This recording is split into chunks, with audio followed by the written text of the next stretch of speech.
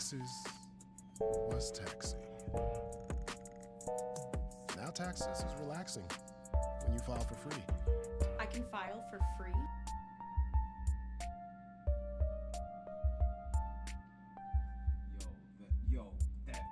The lo-fi is, I like it. It's kind of digging. I'm getting it. All right. We'll come back to that. That sounds good. Let's hear this. Listen to this. Globalization was the project of a transnational overclass. Protectionism is the rebellion of the nation-bound working class. Michael Lind. Welcome to Analyzing Finance with Nick. I've been talking a lot about the trade war lately. In fact, I did 2 live streams really about the developments going on in the trade war with the US and the rest of the world and China and what it means for markets and the global economy.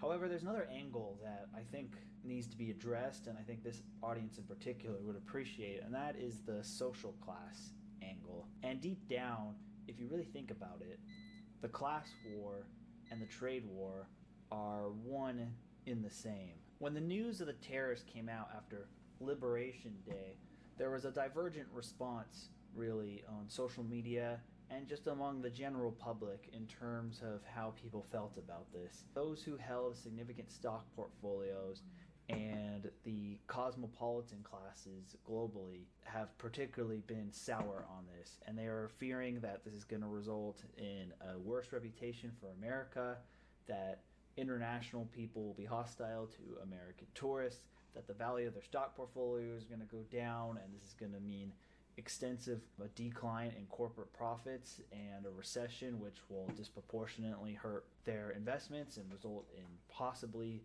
declines of 20 to 50%, or even in the worst left tail case, even more. And then on the other side, you've seen a different response, and this is the one that is more interesting to me.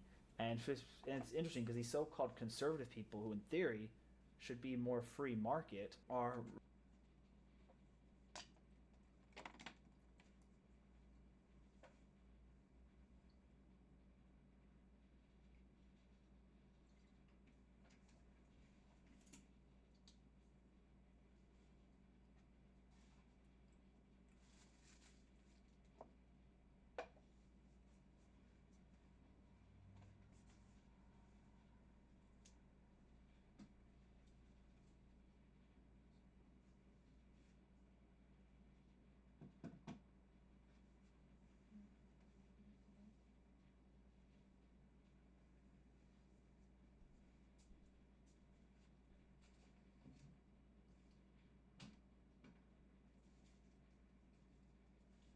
Thank you. There you go. Yeah.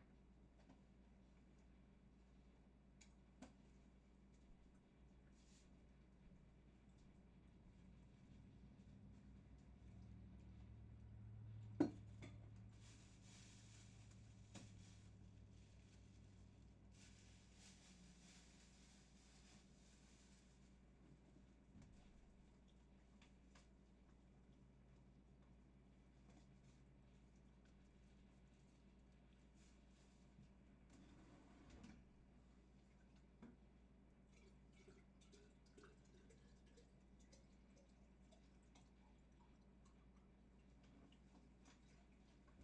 tasty. Yo, this is an ASMR channel. Okay. Till I get all my own music made. Look at the ASMR.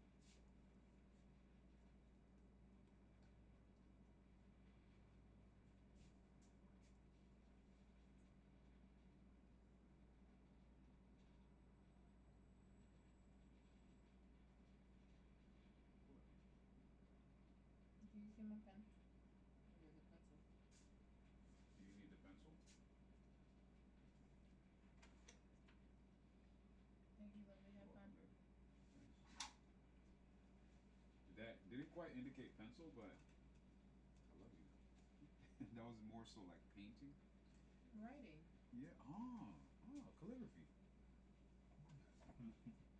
I write in cursive. Ah, you really do. Yeah, my wife writes in cursive like on a regular. It's normal. Her normal is cursive. Is it not? Like she writes like it's like 1867. Like she, send Not for you. everybody handwritten draft in cursive.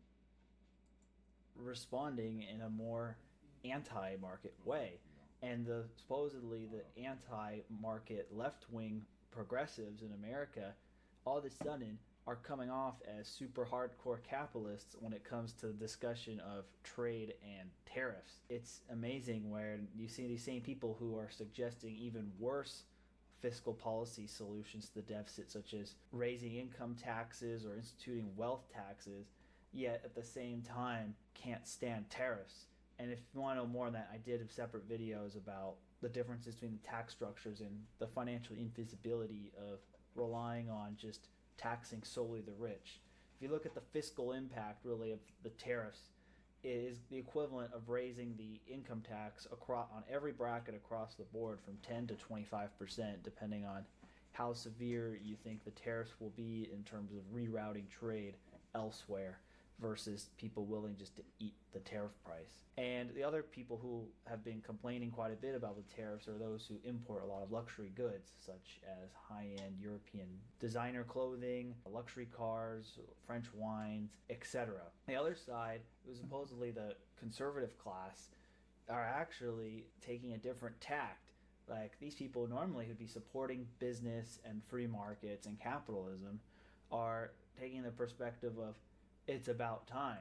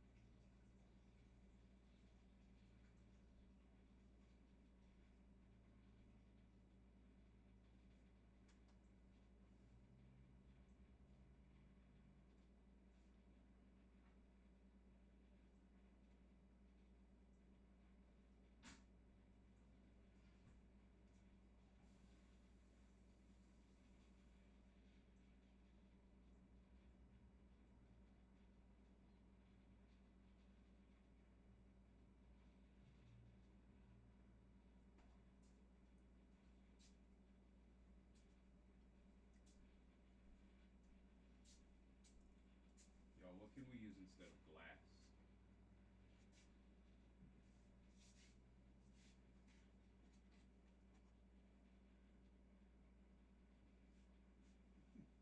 What do y'all think is a good glass alternative, y'all? I have frosted checker chess pieces. What do y'all think we could use instead of glass? What would be a great glass alternative? Let me know, please.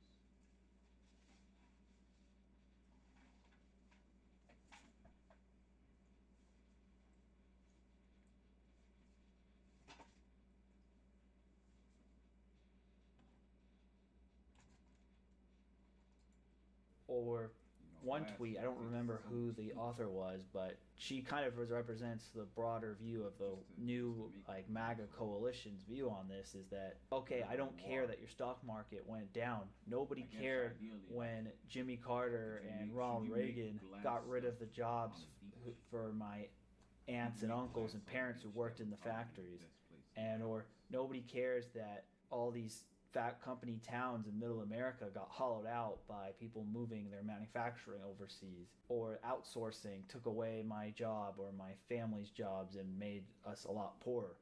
Like a lot of younger people too said, look, the boomers deserve it. They stole a lot of our wealth over the years through policies that are designed to increase shareholder profits, but at the expense of paying young people living wages.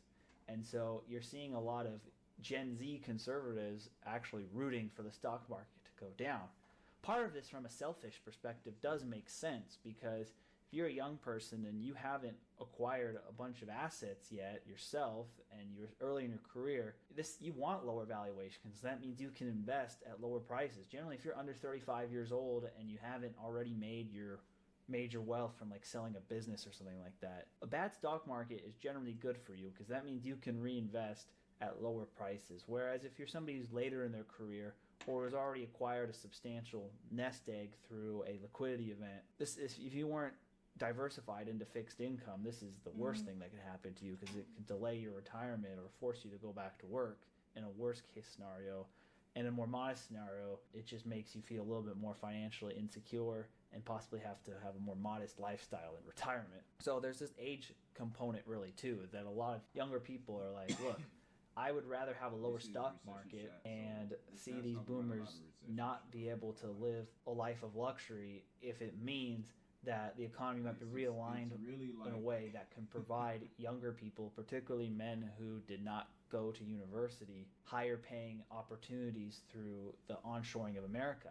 And even if the long term, most of the onshoring of America is going to be done by robotics or moving factories to Mexico, there are short-term jobs that are going to be created, such as construction of all these factories, building out the electrical infrastructure for these factories, new jobs at the ports to reallocate flows of trade, AI engineers, robotics engineers to design and build and maintain the robots that will be doing most of the work at these factories. So there is something like, Sounds like there a will be lot some more jobs. It won't be as leisure time. I'm not great as feeling hopeful. It won't be at the leisure halcyon leisure days time. where you basically get paid the equivalent of a six-figure salary today to turn some widgets in a factory in Michigan. Like, that's not coming back.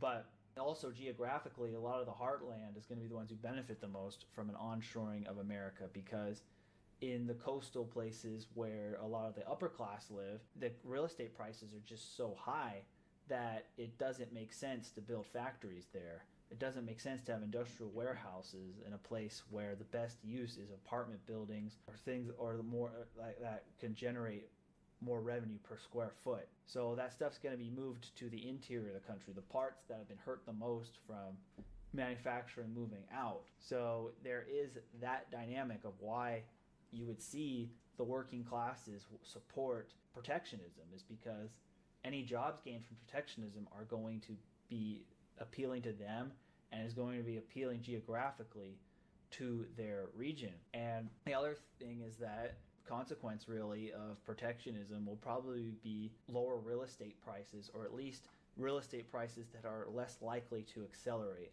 And why do I say this? One, incomes are not necessarily going up because of protectionism. In fact, real incomes might slightly go down depending on the product, due to some of the costs of tariffs being passed on to the consumer. And so if your base basket of goods and services you buy is more expensive, then there's less income remaining to be spent on rent, and necessarily going up or lower real estate prices, or at least real estate prices. So protectionism is government policies that restrict international trade to help domestic industries.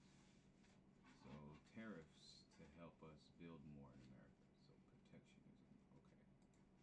That are less likely to be to them, and is going to be appealing geographically to their region. And the other thing is that consequence really of protectionism will probably be lower real estate prices, or at least real estate prices that are less likely to accelerate.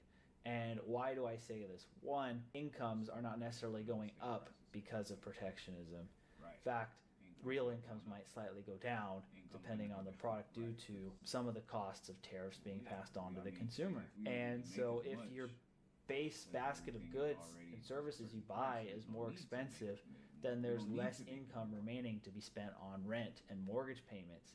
And that will lower demand for real estate, and as a product, lower prices for residential real estate, because real estate is priced ultimately, especially outside of a few gateway cities where there's a lot of investor capital and speculative capital, on the ability of the local population to make rent or mortgage payments. And a lot of the reason why housing was able to go up so much faster than inflation over the last 25 years is because the costs of other goods and services, manufactured goods, was held down due to outsourcing and international trade, keeping the price of manufactured goods low, and so therefore that opened more disposable income towards residential real estate. And for the more affluent, it opened more domestic income for travel and vacation to be spent on Airbnb and things such as that.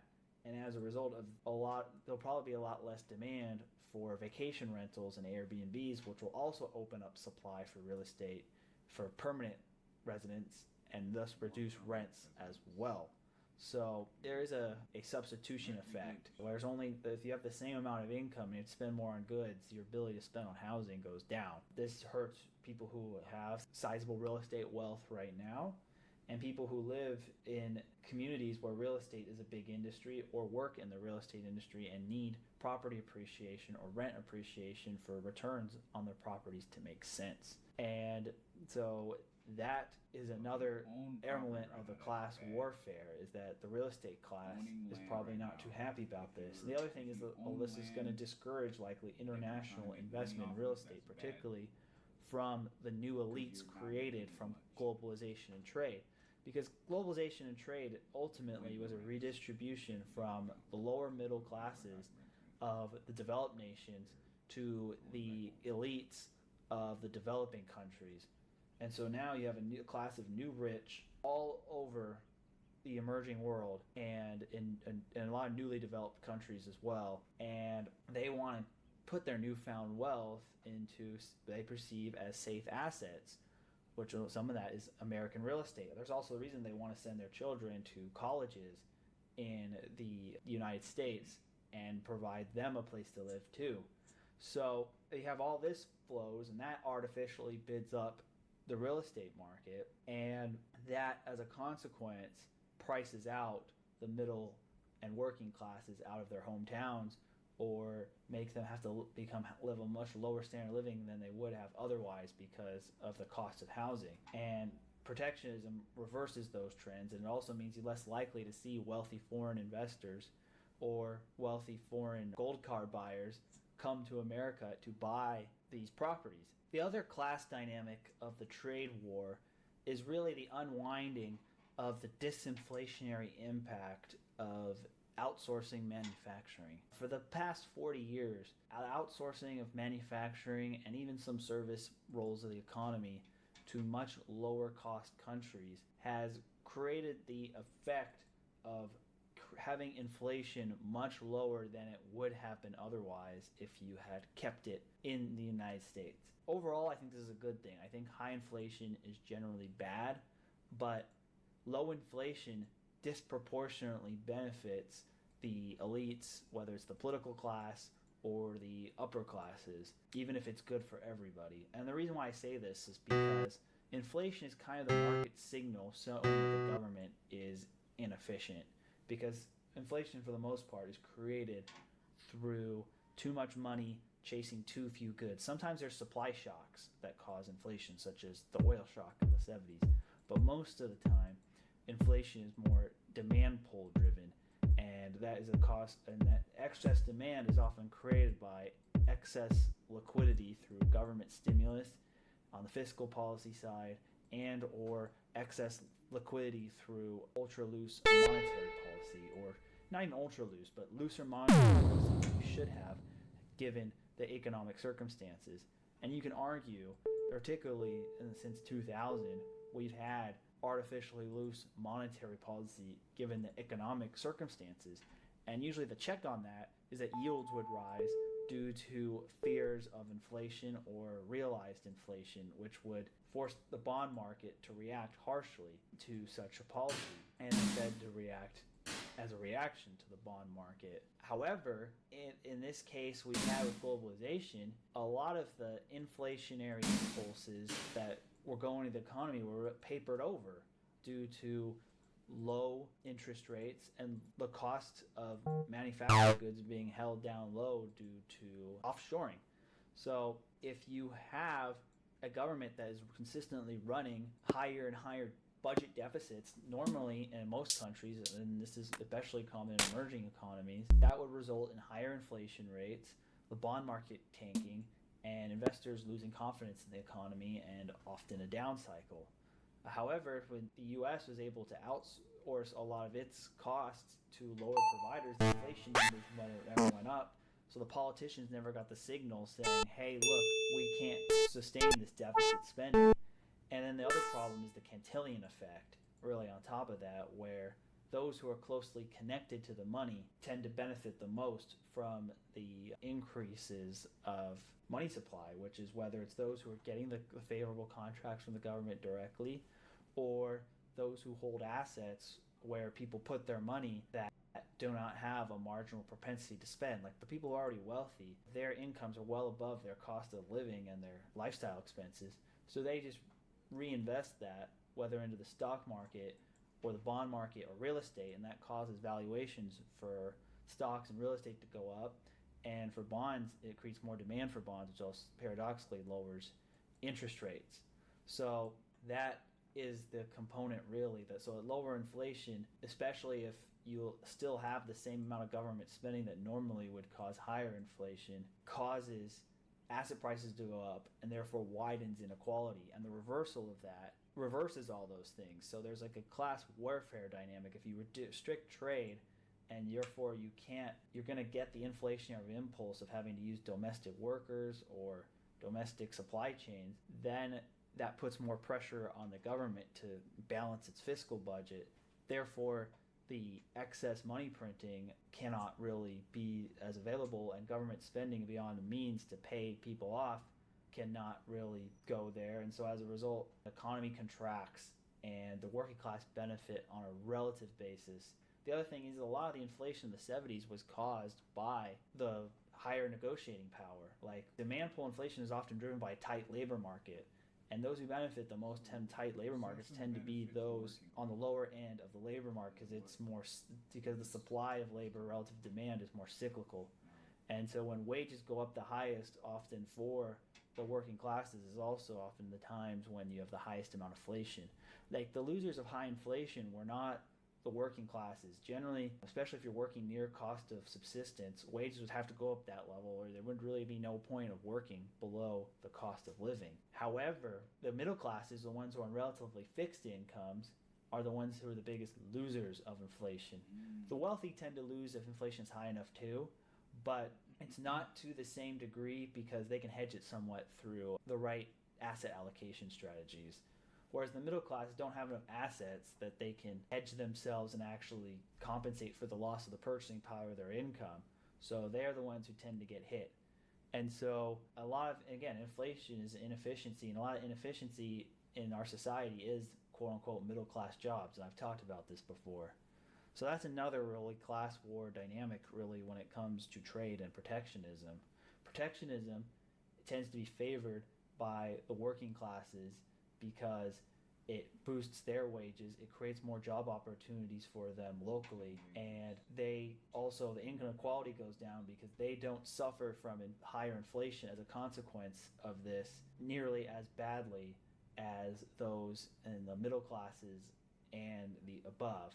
And also, there's less excess liquidity to bid up asset prices, especially particularly real estate. And I think real estate prices are the bulk of the modern class warfare. And until you're going to have this issue of populism is a byproduct, and I'm going to go into this in my videos of the booms, of basically the core cost of living for middle class people continuing to go up higher than inflation, and the biggest expression of that is the housing market. And the reason why it doesn't look like things are that bad for a lot of these people economically is because you still have positive real GDP growth because the deficit continues to grow. However, if you look at several decades in American history and you subtract the average annual deficit from the real GDP growth, and you have often much worse numbers. And there's a common pattern. In the boom times, you have very high real numbers because the deficit is low or there's a surplus and you're having a lot of economic growth. Whereas in the bust times, the nominal numbers, real GDP numbers look decent, but at the same time, the deficit's really high. So if you have the real number adjusted for the budget deficit, it's contracting. The government is essentially crowding out the private sector, but it's covered in the fact that G is part of the GDP equation. And Secretary of Treasury Scott Bessent put this really well. Adjusted for the budget deficit, it's contracting. The government is essentially crowding out the private sector, but it's covered in the fact that G is part of the GDP equation. And Secretary of Treasury Scott Bessent put the government is essentially crowding out the private sector, but it's covered in the fact that G is part of the GDP equation. And Secretary of Treasury Scott Bessent put the adjusted for the budget deficit, it's contracting. The government is essentially crowding out the private sector, but it's covered in the fact that G is part of the GDP equation. And Secretary of Treasury Scott Bessent put this really well in his interview he did recently on the Tucker Carlson show, which is the idea that we have a record amount of people going on European vacations in America. At the same time, you have a record amount of people going to food banks. You have 88% of stocks owned by the top 10% of Americans, and half of Americans don't own any material amount of stocks. And the remaining 12% of stocks are owned by the remaining middle 40% from the 50th to 90th percentile of the population. So if the stock market really goes down a lot, over half the population really doesn't have that much to lose. Their lifestyle is not going to change that adversely because their stocks go down.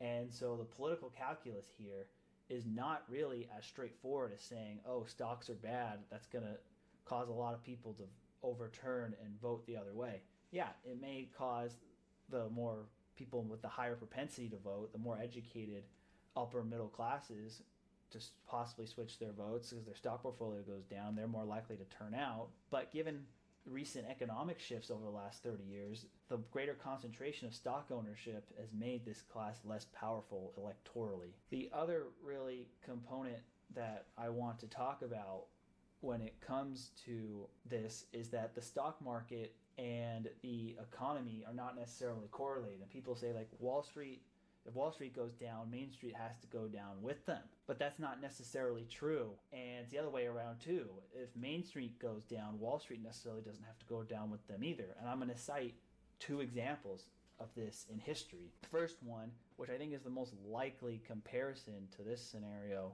would be the 2000 to 2001 recession, which outside the San Francisco Bay Area was very mild for most Americans. Unemployment did not spike that much if compared to other recessions in this time period, but you saw massive losses in the stock market, with the S&P going down more than 50% peak to trough, and the NASDAQ going down almost 80% from peak to trough. Yet most Americans' lives were not really impaired that much by it. Main Street did relatively fine.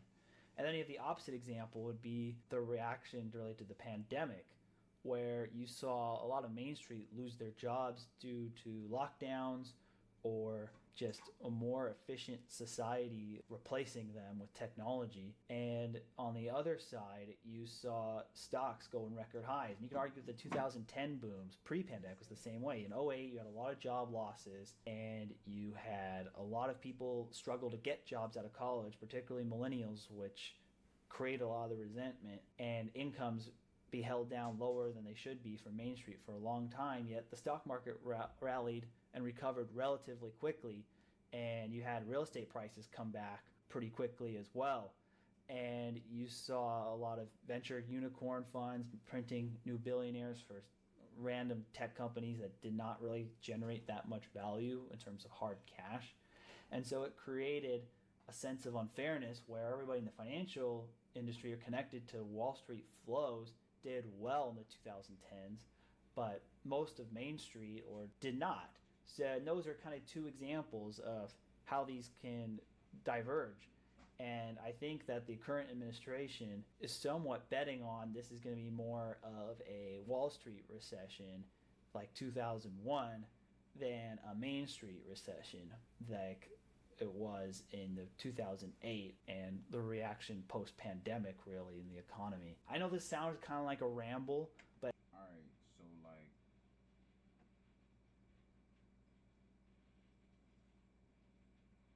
I like how he broke that down. He's always breaking things down. It's like analyzing finance with Nick on YouTube. I like how he takes his time and organizes his thoughts and breaks down all the important components.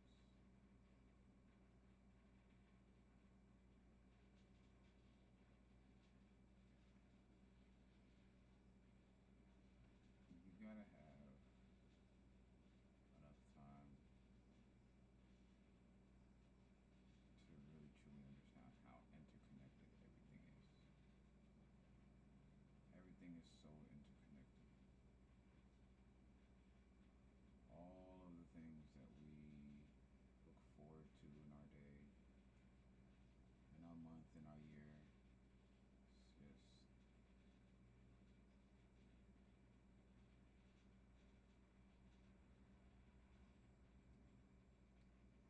hold on, because I know my wife wants a breakdown. Let's listen to Lavrov's full World War III speech. What is this? Best and worst dinner for your waist. I'm tired of these like ads.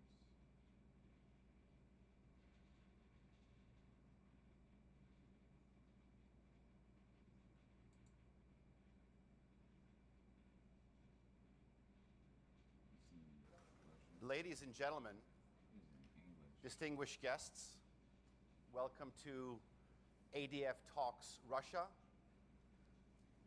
which is a one-on-one conversation at a time when the global diplomatic landscape is under, I think it's fair to say, extraordinary pressure and transition. We are joined today by His Excellency Mr. Sergei Lavrov, the Minister of Foreign Affairs for the Russian Federation. As we all know, he is a seasoned statesman and one of the most enduring figures in global diplomacy. Mr. Lavrov has served as Russia's top diplomat since 2004.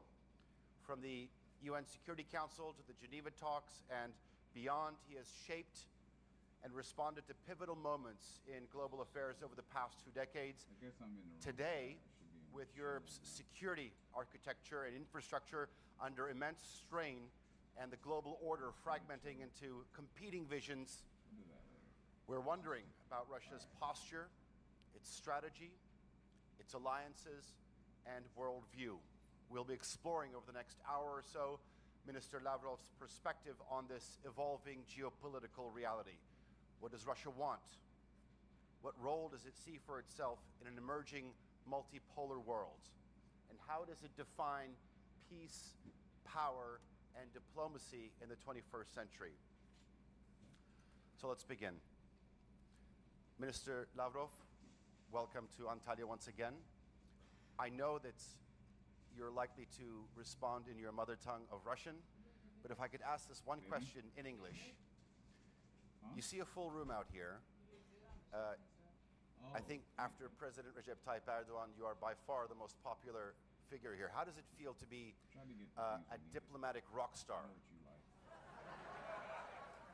So, Well, I think if we have essentially, the gentleman was speaking on how there's a lot of changes to the economy that have happened, since Duck is here. And one major thing is kind kind of what most people expected, that he kind of is gonna make sure that people who stay rich, people who stay poor. The rich antics. Yeah, just that. And right now, a lot of people are, a lot of people who have money, What was that part you said? huh? What you said? I said a lot of people who have some money to spend on like stocks and stuff like that. Yeah, people are investing. They're kind of like crazy about it. One Yeah, of our cause shorties was even talking about it yeah, yesterday. 'cause they lost a lot of money. And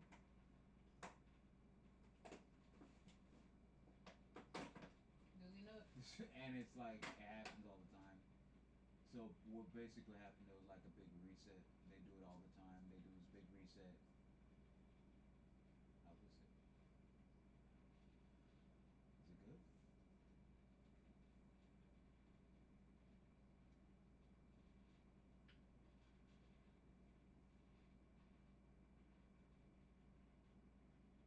Question mark.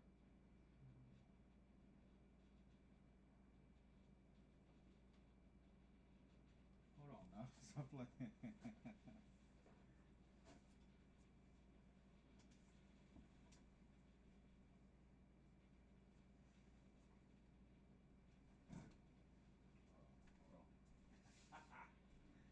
Wait a minute. What do you want?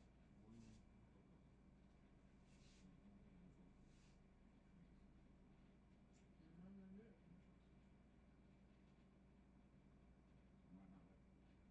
You don't like it? I'll get you a Give scoop. me a scoop. Don't do that to me. Stop. You be playing too much, babe. Don't play with me like that. Ain't you on the I would phone? never do that to you.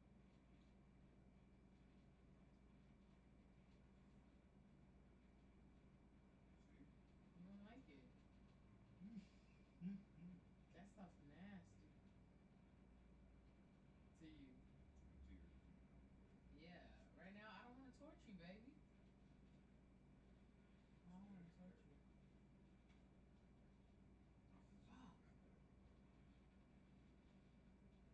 I know it is, but you weren't supposed to think it is. Let me get this. I'll hold my phone. Abrir. Thank you. Diplo. Abrir. Congratulations.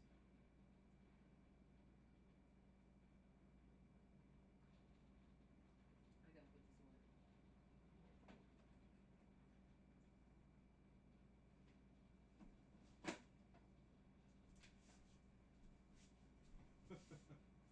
You're welcome. It's not.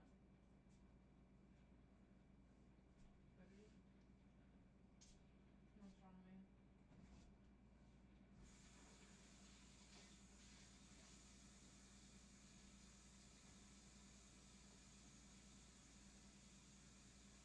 Wow. Mango cake. Mango cake.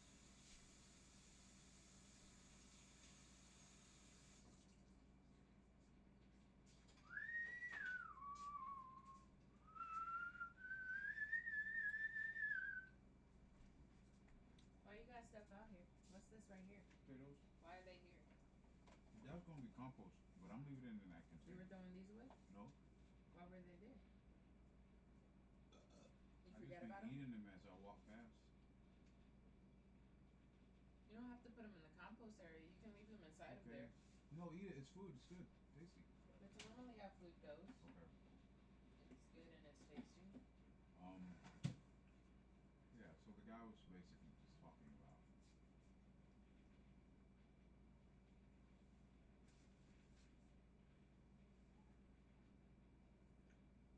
a reset that has happened again.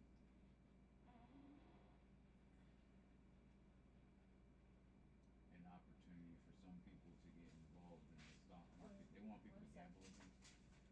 But I think, hold on, They give need me more one. gamblers.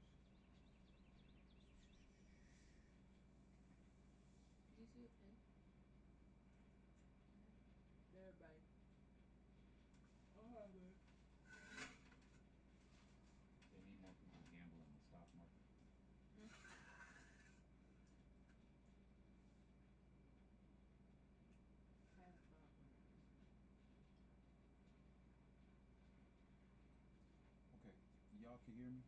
All right. This time, y'all, we gonna I see. That was it. It was just stocky, right? Yeah, it's talking about stocks and how you know, stock market crashes. Basically, the whole tariff thing was basically class warfare in America. And when I mean class warfare, it could be simply as that, just making sure one class of people stays in their position and everybody stays where they're at.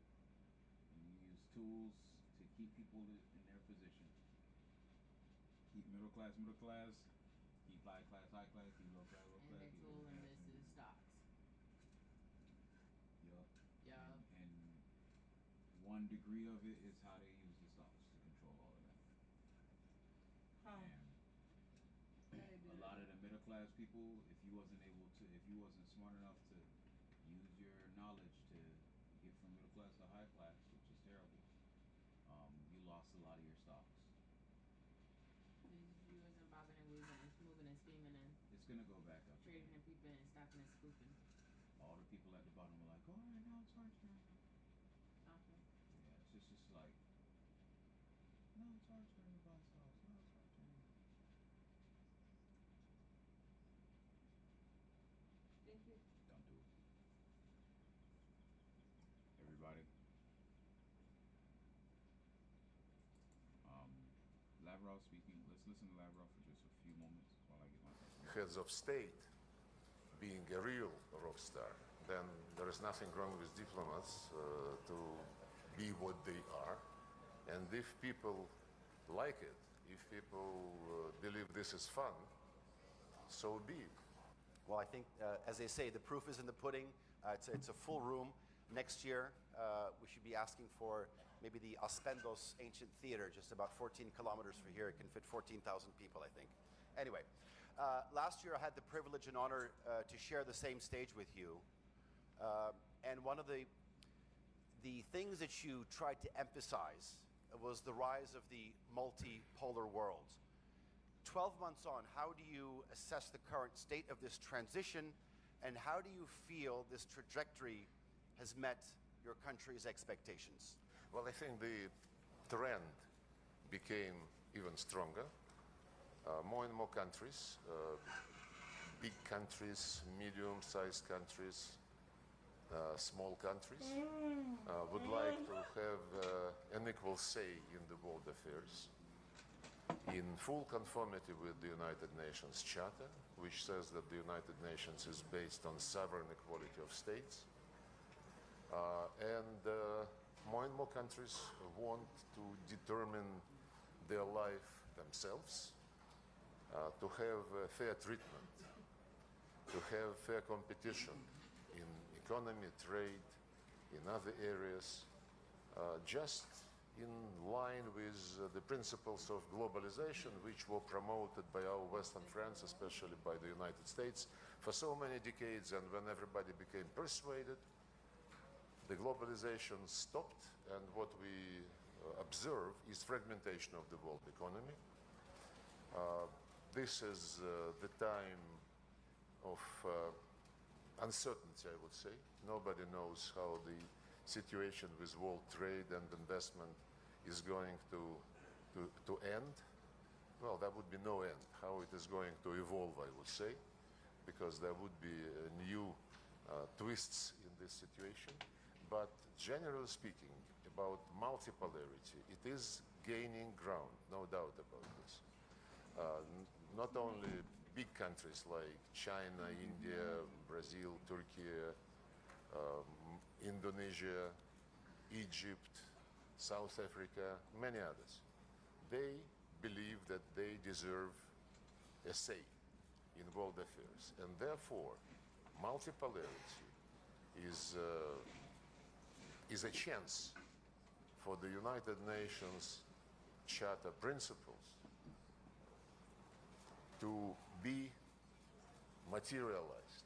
Because before, during this globalization, especially during Cold War, the sovereign equality of states was never respected by our Western colleagues. If you retrospectively consider history after World War II and creation of the United Nations, there was no single conflict where the West, the leaders of the West, would be treating parties to a conflict as equals. I understand that this might sound idealistic, and maybe this equality would never be brought to life. But the principles of the Charter, drafted by the founding fathers, they already provided for multipolarity, just like they provided for respect for human rights, respect for the right of nations to determine their fate themselves, and this is also on the rise. Manifestations are plentiful, and it is very important to underline that in our vision of multipolarity, as we promote this concept with our partners in Shanghai Cooperation Organization, in BRICS, in Eurasian Economic Union, the concept of multipolarity does not exclude the West. It embraces everybody, just like the Charter instructed us. I see no reason why China and the US shouldn't have good relations, why Russia and the US shouldn't have good relations, why everybody shouldn't be treated with respect and with understanding of national interests. I had some contacts with the members of the Washington administration, and I liked the message which they were carrying. I'm not quoting, but in essence, the message was that the foreign policy of the United States is based on national interests of the United States. At the same time, the United States recognizes that other countries also have their national interests.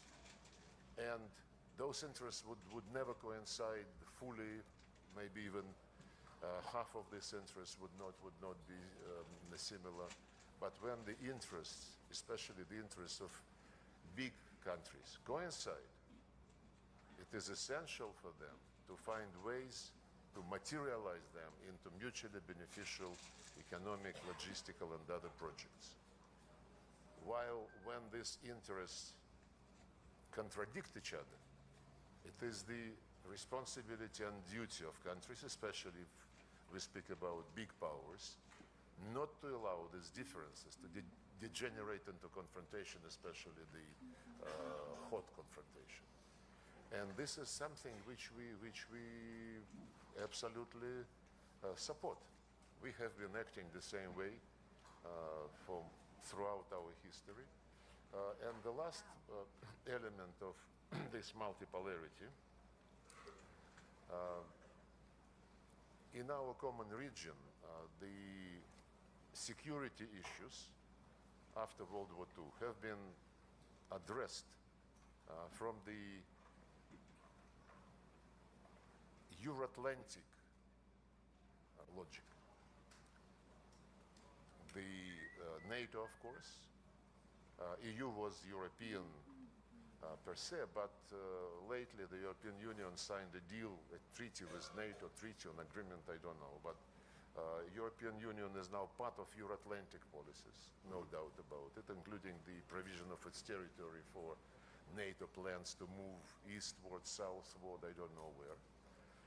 OSCE was created as an obviously Euro-Atlantic creature, and all of these Euro-Atlantic constructions, I think they failed. They failed to consolidate security and stability.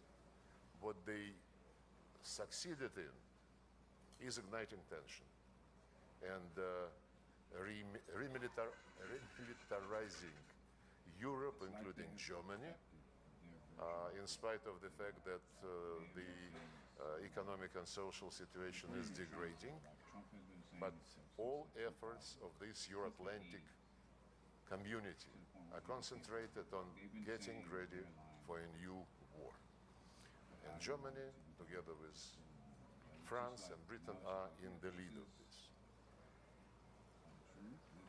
If you think about how the world looks now, Africa, well, everywhere there are sub-regional organizations, many of them. Organization of Turkish states here, Eurasian Economic Union, ASEAN, Shanghai Cooperation, many.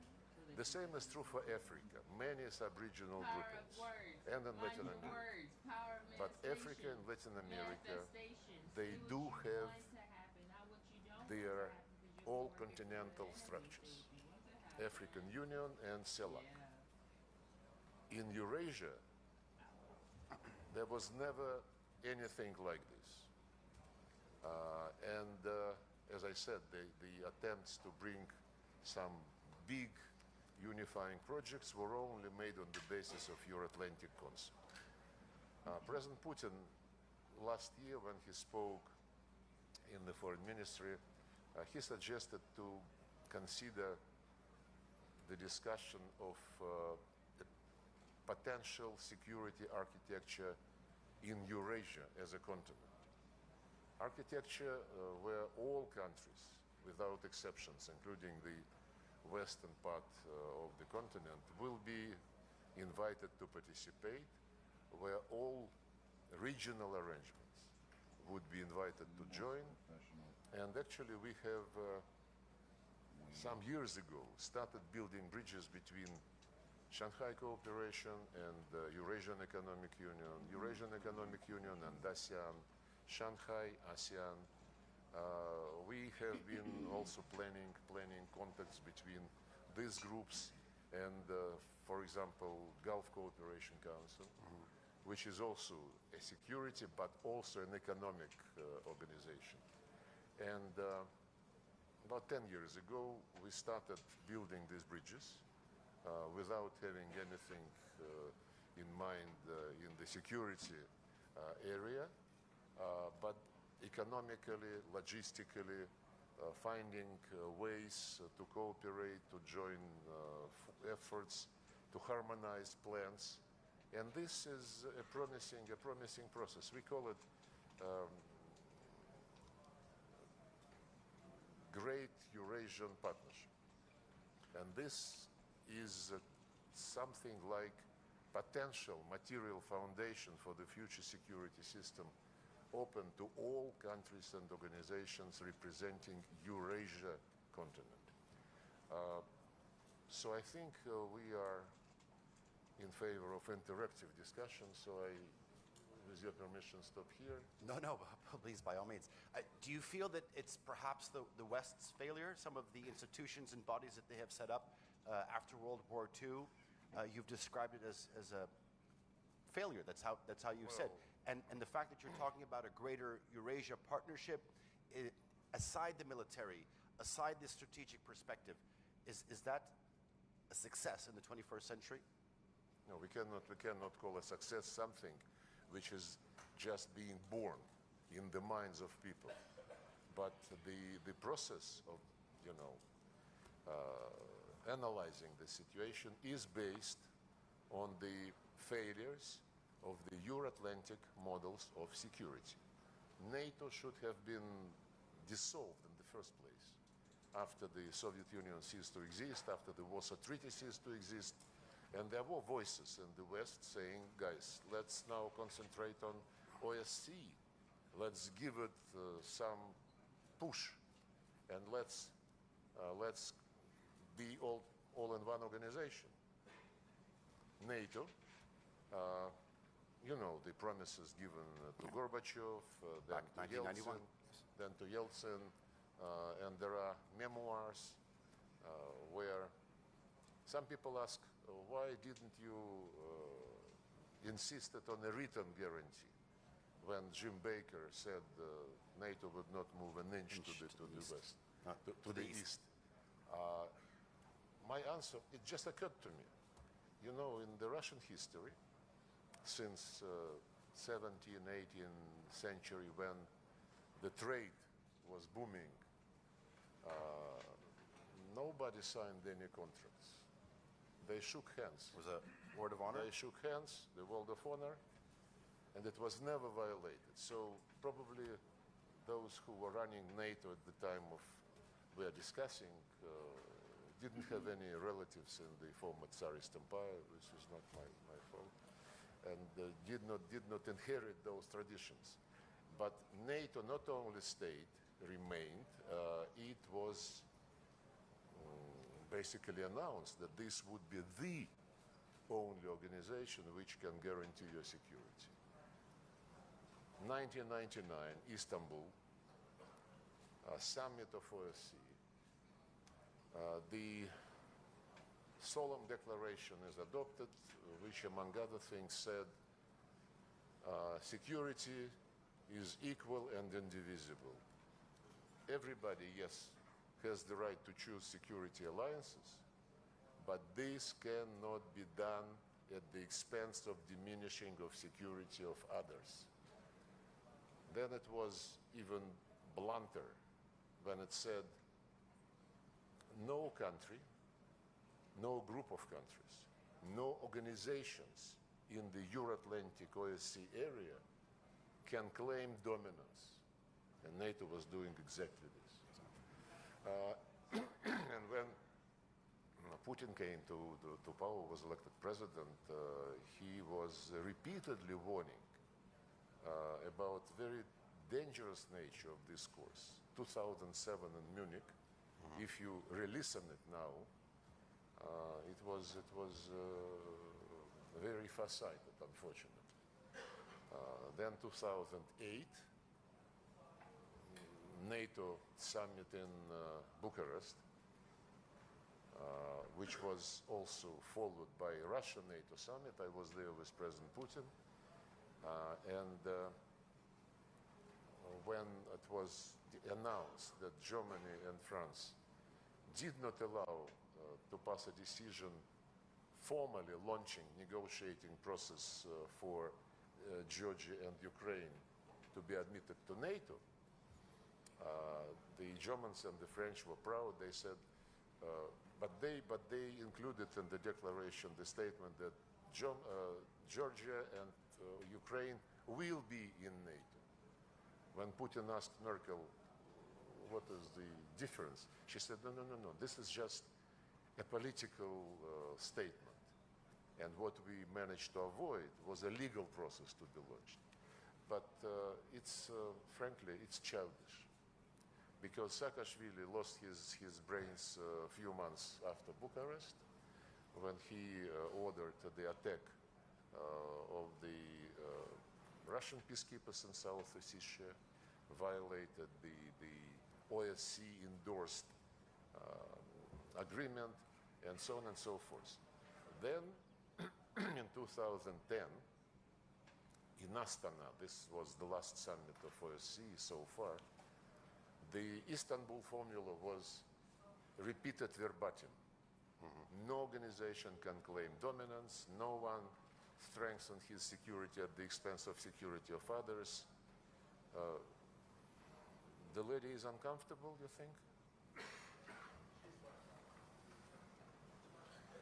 No, but there is some commotion all the time here.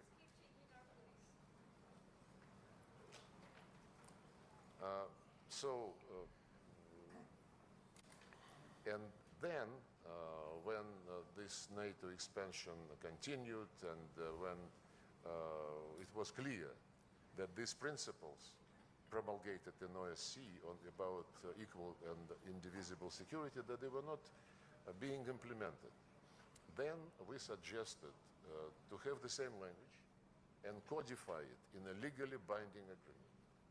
We were told, it was during Obama administration, we were told, no, guys, you don't understand. Legally binding guarantees one can only get in NATO.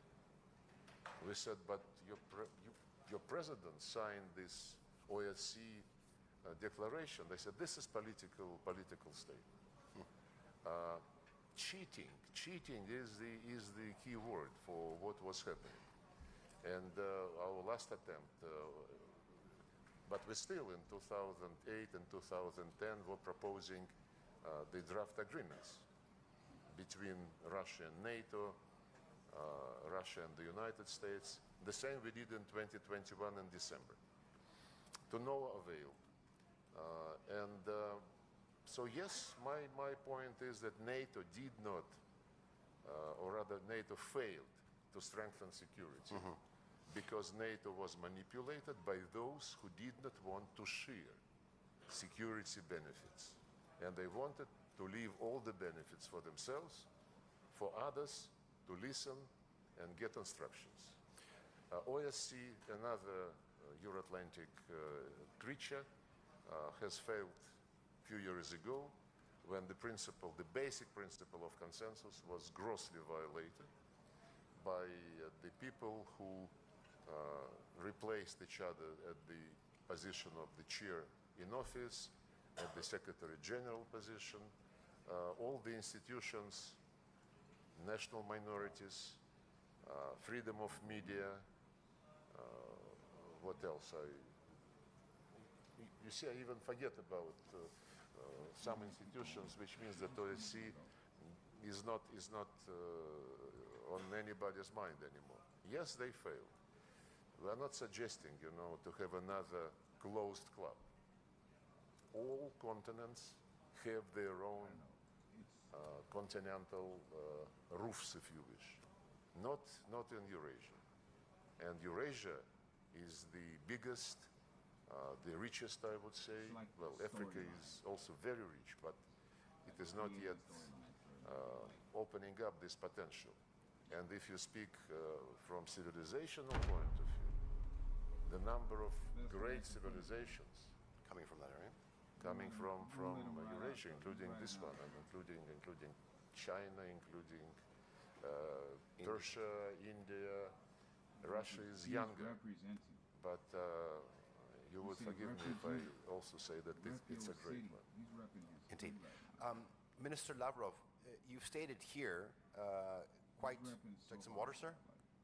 Is that what you're looking for? Okay.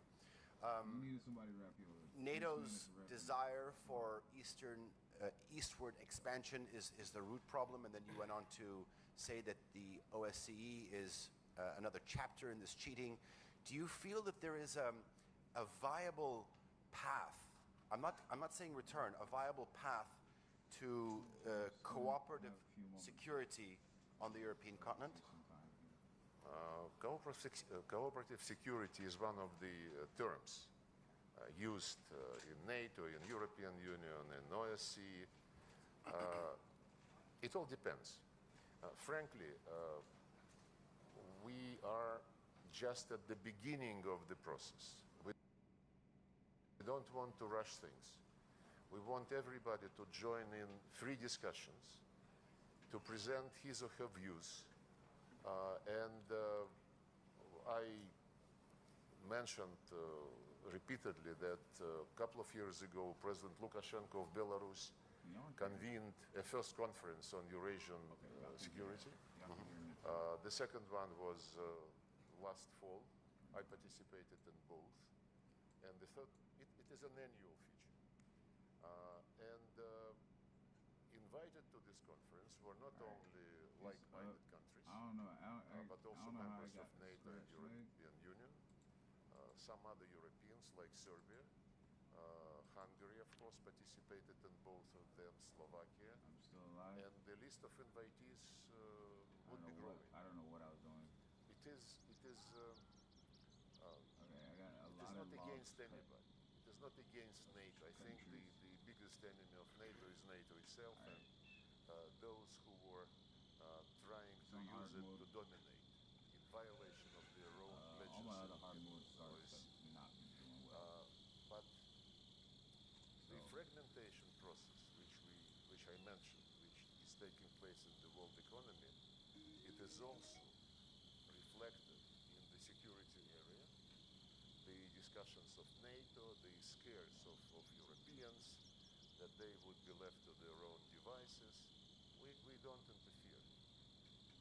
If they believe that they are still relevant in the form which failed many times, this is their right. This is their right to decide. Our right to make sure that the matters of the Eurasian continent are discussed and resolved by the countries located on this continent. This is not to close the door for outsiders. Take, for example, Central Asia. The 5+1 format is, I think, mushrooming 10 or 12 groups like this, with US, with European Union, separately with France, with Germany, Japan, South Korea, Turkey, Russia, of course. I just had yesterday the meeting with 5 foreign ministers of Central Asia, Central Asian countries.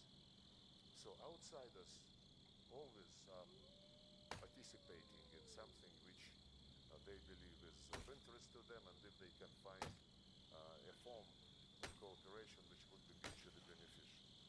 We cooperate with many countries in Africa, in Latin America, so do Western countries. Turkey is Africa is very much present. So do the Arab countries. The matter is, when you come to somebody's region, you should respect the views of the regionals, the whole region, and host countries, if you wish, and not impose your rules, like our European and British colleagues are running all over the world. It used to be also Biden administration involved in this, running all over the world, saying, don't trade with Russia, don't sell to Russia, don't buy from Russia, don't meet with Russia. I know, because those are the facts. And this is not multipolarity. This is obsession with your global role, which you invented yourself and which worked during colonialism, during post-colonial times for some period. But now there is a second awakening of the global south. After the decolonization process, the global south was happy, freedom, but now they understand that the global economy was crafted the way which left them with peanuts from the use of the natural resources which they inherited from God and history. Absolutely. I remember during the second Russia-Africa summit in 2003 in St. Petersburg, President Museveni of Uganda was giving statistics of the world coffee market. All in all, assessed at about 450 billion euros, of which Africans were left with 40, less than 10%, because their contribution was raw beans, harvested and sent for roasting, packaging, advertising. Germany alone was getting more from the world coffee market than all African countries together. So this awakening is inevitable. Yes, the tariff war, which we witness now, is going to, change many things. We hear that many countries would like to sit down with the United States and negotiate. Fine. We would only be happy if people reach some deals peacefully and to their mutual satisfaction. World Trade Organization, unfortunately, is paralyzed. It was paralyzed by previous American administration for many, many years. And there is no global institution which would be authoritative enough for everybody to accept its ruling.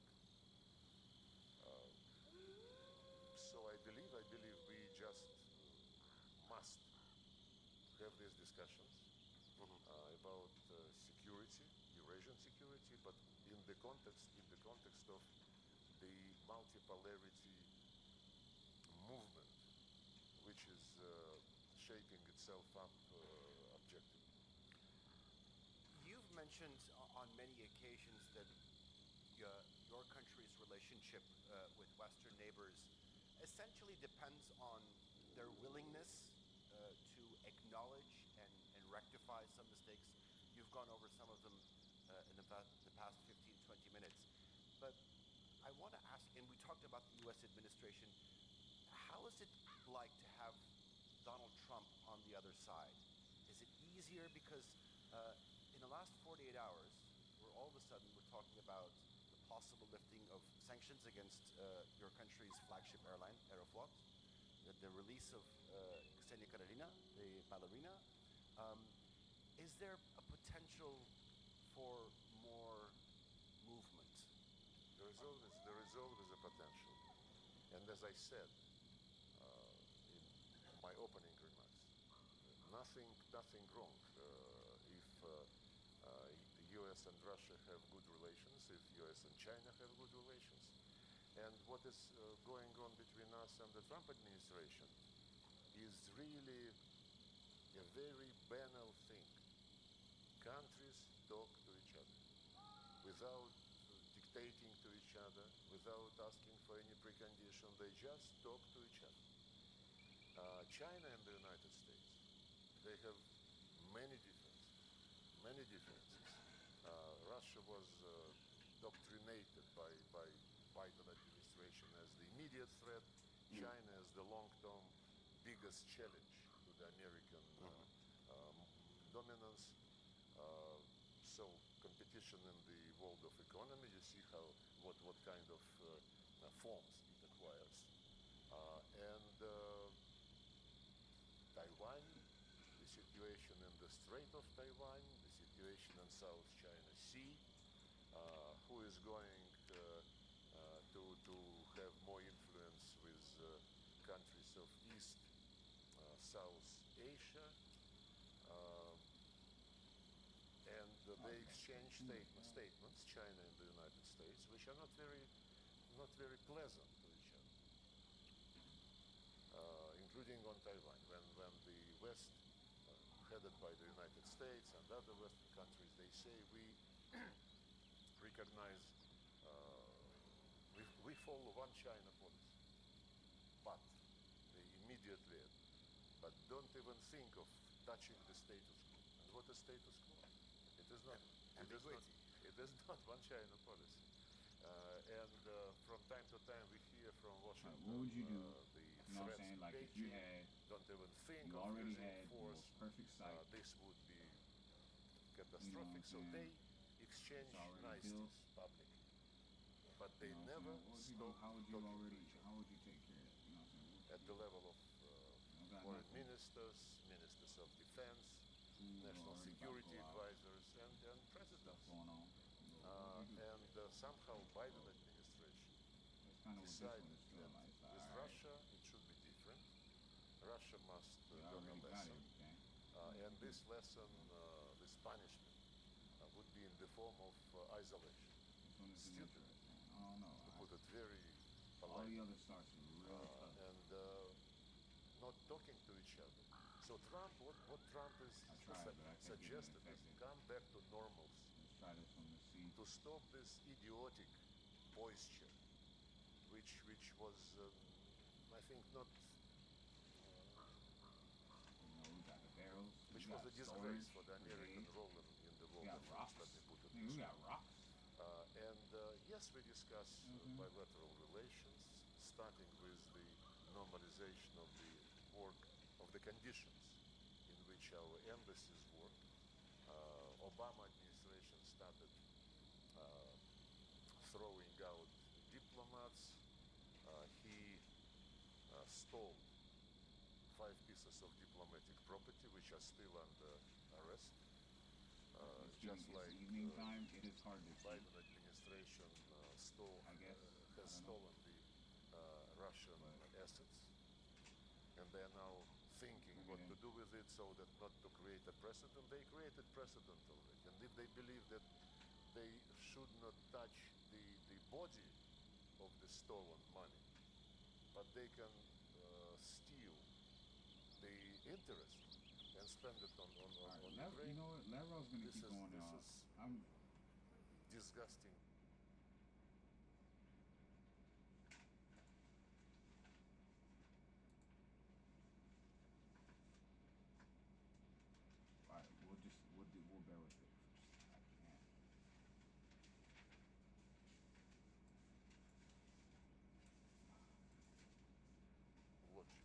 shows that neo-colonial thinking never left these people.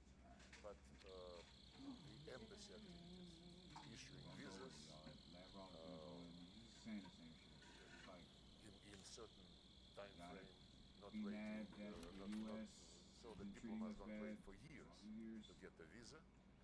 To Like normalize that. the issuance of the U.S. visas to the Russians who are admitted to the United Nations Secretariat, there were also problems.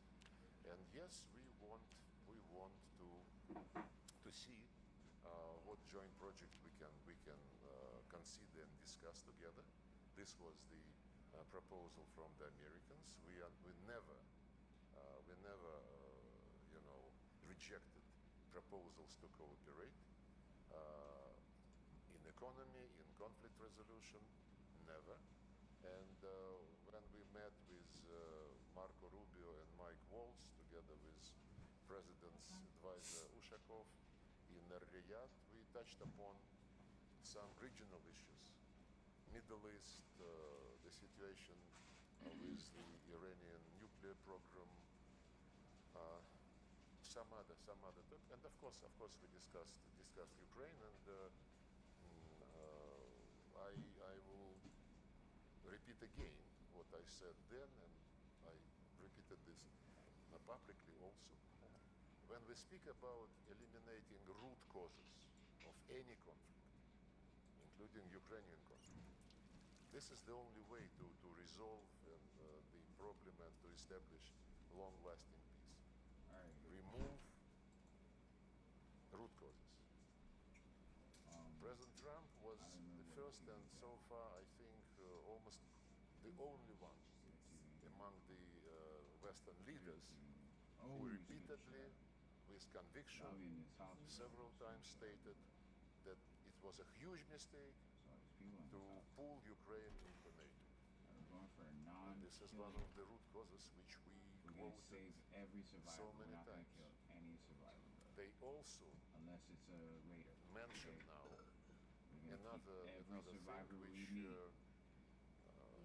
related to the root causes, namely territorial issue. They publicly, including Steve Witkoff, they recognized that the territorial issues would have to be handled in the context of the long-lasting settlement. And This is the Americans. We're not going to immediately hammer them and I in. would like to, by the way, Chainsaw, nothing like that. We'll just say Ukrainians and straight the U.S. delegations diplomacy. in Riyadh diplomatic agreed ways. on some paper in Good favor manners. of I got a cooking pot. 30-day ceasefire. Yes. This We're was going to done be in the doing context of the Americans saying questions, NATO and territories manners, mushrooms, inevitable. No banners. NATO and discussion on the status of territories. Ukrainians and the That was people not like bad. Macron, Starmer, and Ursula Let's have von some der Leyen, carrots. now they say Ukraine is in favor and Russia is against berries. the ceasefire. But they Let's have some berries. lose sight, I think, We had some mushrooms, on berries. purpose, from the nuances, as Putin called them, Can't complain. NATO All right. and territories. So it'll be just like this. Because it is in the context of these So let's get aspects that the American proposal was put forward. Immediately after this was mentioned by the Americans, guess Zelensky administration I don't know said where this NATO TV is none of your business. Territories we I know don't I had a discuss. TV here somewhere. We need arms, arms, and TV arms. And then, since it Close was these doors. in time of discussions of Closing this doors up in peacekeeping this junk. thing, Zelensky said we don't need peacekeepers, we need fighting units. So Let's go not talk while we're looking for the TV. psychophrenia of this I know I have a TV in here. mutually exclusive statements is very obvious. But on It's upstairs. territories, I want to Okay. make a very important TV point. upstairs, y'all. We- Check it out. We are not about territories. We are about people Gotta see if we who can get some skills. live on this All right, let's see what we lands, whose ancestors lived there for centuries, who founded cities like Odessa, Catherine the Great, who built factories, who built roads, ports, and these people, by twist of history during the Soviet days, became not part of Russia, but part of Ukraine, because this was considered a consolidating factor to neutralize the ultra-radicals living in the western part of Ukraine when it joined the Soviet Union after the war. The people who live there, they are being deprived of all human rights. I quoted the UN Charter, which in Article 1 says everybody must respect human rights of every individual, irrespective of race, gender, language, or religion. Religious and language rights of anybody who is ethnic Russian and lives on the territory which used to be Ukrainian Soviet Socialist Republic, they were deprived of their basic rights.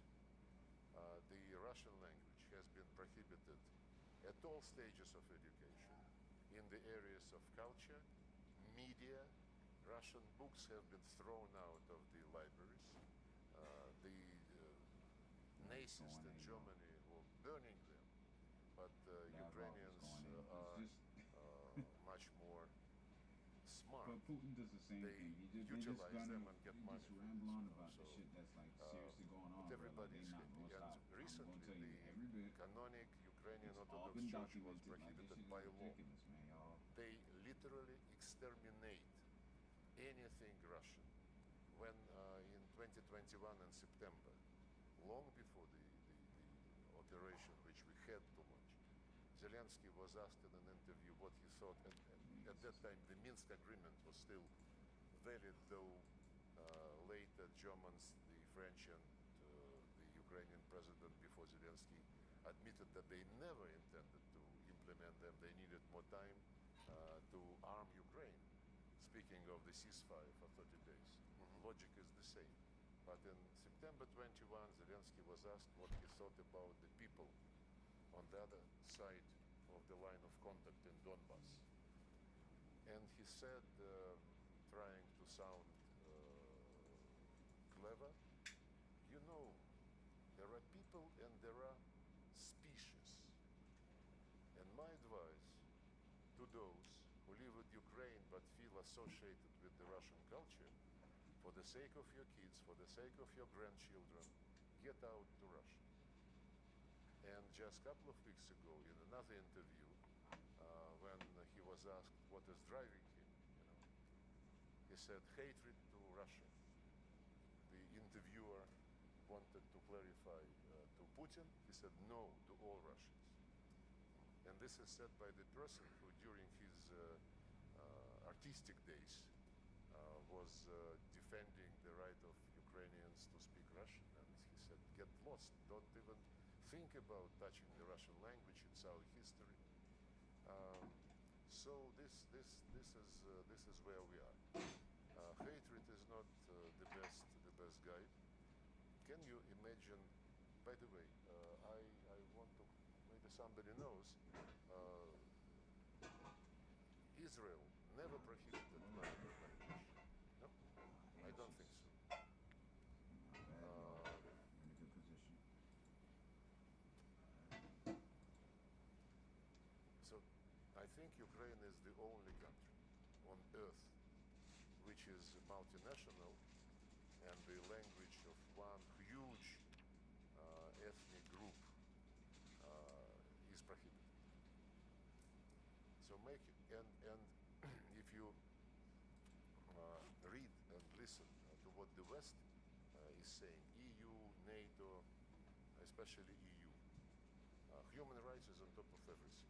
When they discuss Venezuela, Russia, Serbia, Turkey, human rights, they never forget about human rights. Check what they're saying on the situation in Ukraine. They say Zelensky and his team defend European values. If your value is exterminating the language of those who founded the country, if your value is to glorify Nazis and their collaborators who were convicted by the Nuremberg Tribunal, to whom you put monuments, whose birthdays you celebrate as national holiday, while ruining, toppling the monuments to those who saved Europe from Nazism, toppling the monument in Odessa, which I mentioned already, to Catherine the Great, who founded that city. By the way, soon after this monument to Catherine the Great, the Empress was toppled, UNESCO granted the Odessa central region where the monument was located the status of the World Heritage. It's such a shame to the lady who happens to be French and happens, I think, by default to become Director General of this respected organization. Minister Lavrov, all right, so you eliminate the root cause, and you talked about territory. I was just in a session talking about the European security structure, and out there was the Ukrainian foreign minister. He says, when it comes to territory, I hear your concept, your idea, your position on territory, but they're not going to accept anything less than the 1991 borders. It's not about them accepting it. It's about making 100% certain that the people who have been living there for centuries are not deprived of their inherent right. All right, y'all. So just kind of Ukrainian Lavrov Nazist is regime, I cannot pretty describe much it talking at otherwise, this conference, enjoys the cover and from it's the like European right now, Union, anytime we which, got as I just mentioned, actual diplomats from never Russia going out to go talk, dropped a word about the situation everybody with human wants to rights kind in of see, Ukraine, okay, what are they going to talk about? then What this are is they going to say? not our problem. Like, we why do they even invite? Listen You know to what I mean? those Like, people who voted at referendum they themselves, I to don't join know, it Russia looks like to this is even restore their all own their rights, which belong to them by conference. Like, international they law funded and it themselves, so by why history, wouldn't they by be there? justice. Right now, Okay. he's just laying You have stated on numerous laying the occasions that root it is a cause hostile for act why to they get even to do what they're entertain the doing right idea of now foreign in peacekeepers. Ukraine. Would, under any circumstance, the Russian Federation think about neutral peacekeepers in the territory? They're not going to change The their stance. biggest advocates of something like stability force, sustainability force, They're going to keep are pushing Macron forward and with Starmer. their requests. And they are not Things that they thinking want. about any neutral force. They say Macron and Starmer would be the countries who would provide the there's most of the no contingent. word for neutrality. They talk, by the way, to It's all in one countries direction. So it's outside like either it goes this way or European it's not Union, going including at all. Turkey. Like, They talk, according to the so rumors, they want to be the ones. said They that want to they're be the talking ones to in China, control. which is They a want to be lie. the ones in India, power. Indonesia, they They mentioned. pretty much have it set in stone that they want. my question is, they want to be the ones first, that you got to come see. President Trump, And who, as I mentioned already, seems to understand much, much, much more about what is going on than any European he's leader. not going to stop, except, man. He's going to keep except talking about I it. would He's just going to keep saying, look, this is highlight Hungary and Slovakia. what's going on between these countries. This is what Leaders are traditionally quite we've been thoughtful. on. But it was President Trump who said first many things on NATO, on territories, and he said that when And asked he just about did a this shout out to idea Duck. of He was like, contingent, the it force was shout out to Duck. there You know, should they be always gonna some shout out Duck. discussion That's their between the homie. parties. They say, I think Macron said, no discussion with Russians. Ukraine is a sovereign country. It has the right to invite anybody. And they are inviting us. In brackets, I would repeat what Zelensky said. We don't need peacekeepers, we need fighting units. so make your own conclusion. But Kit Kellogg, by the way, yesterday said that why don't we divide Ukraine like we divided Berlin after World War II? Then he said he was misunderstood, misspoken, but everybody is missing the key point. Imagine, yes, leaders of Brussels bureaucracy, they say we must reach a deal which at the end of the day must guarantee Ukraine sovereignty.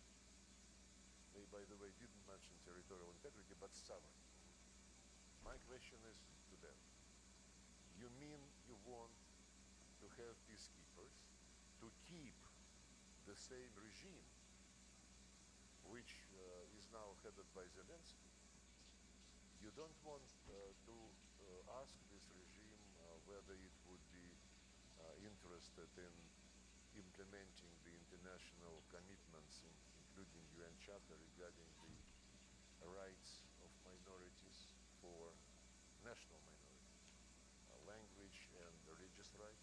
Nobody is raising the issue. So my conclusion is that by ignoring the gross violation of all the international norms about human beings, by ignoring these norms and violations by Zelensky. What can you say, man? And at the same time, by discussing deployment of something military, call it peacekeeping, call it stabilization force, on the remaining part of Ukraine, which is accurate, which is the truth. You know, that's the main thing. To use this force, not to keep peace, crazy, but to keep and protect the Nazist regime. And this is key. Everything else is smokescreen. You mentioned the important talks that were going on in Riyadh and some of the conversations you had with the American delegation. Also, what was talked about is safe navigation in the Black Sea.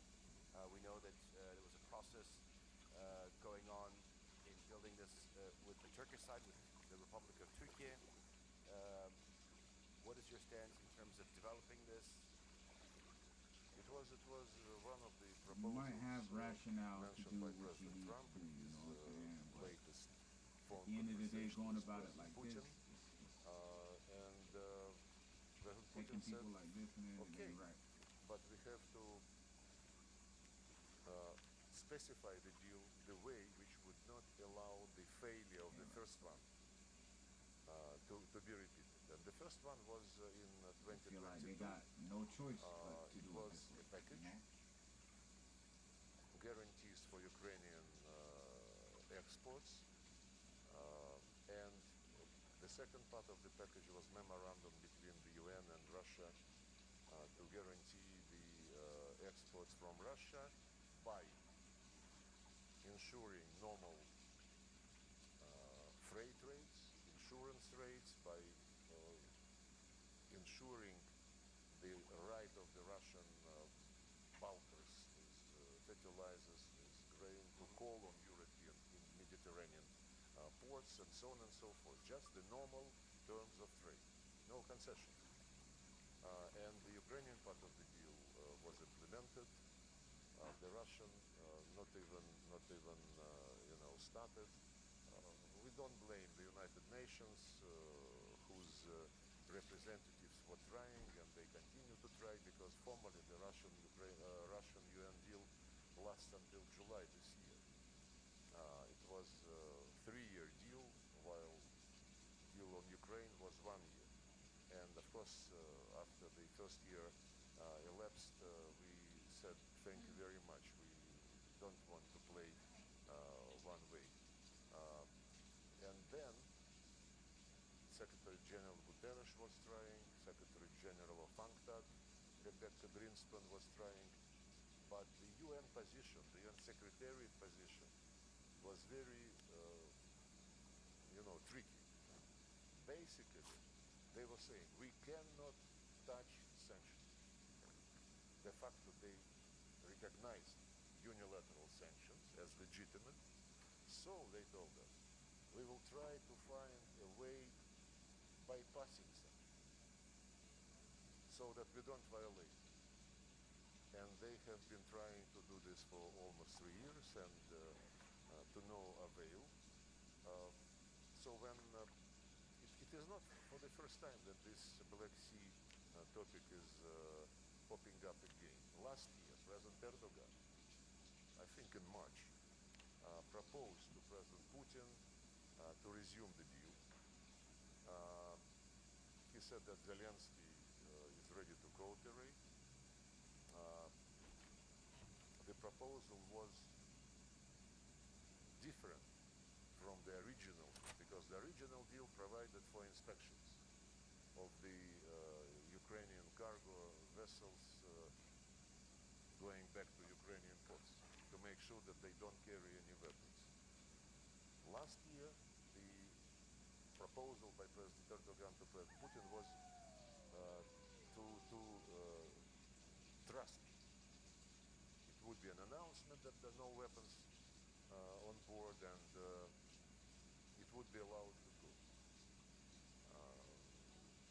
It was not an easy situation, but President Putin said that he will support it provided President Erdogan use his good offices to discipline Ukrainians so that they don't violate.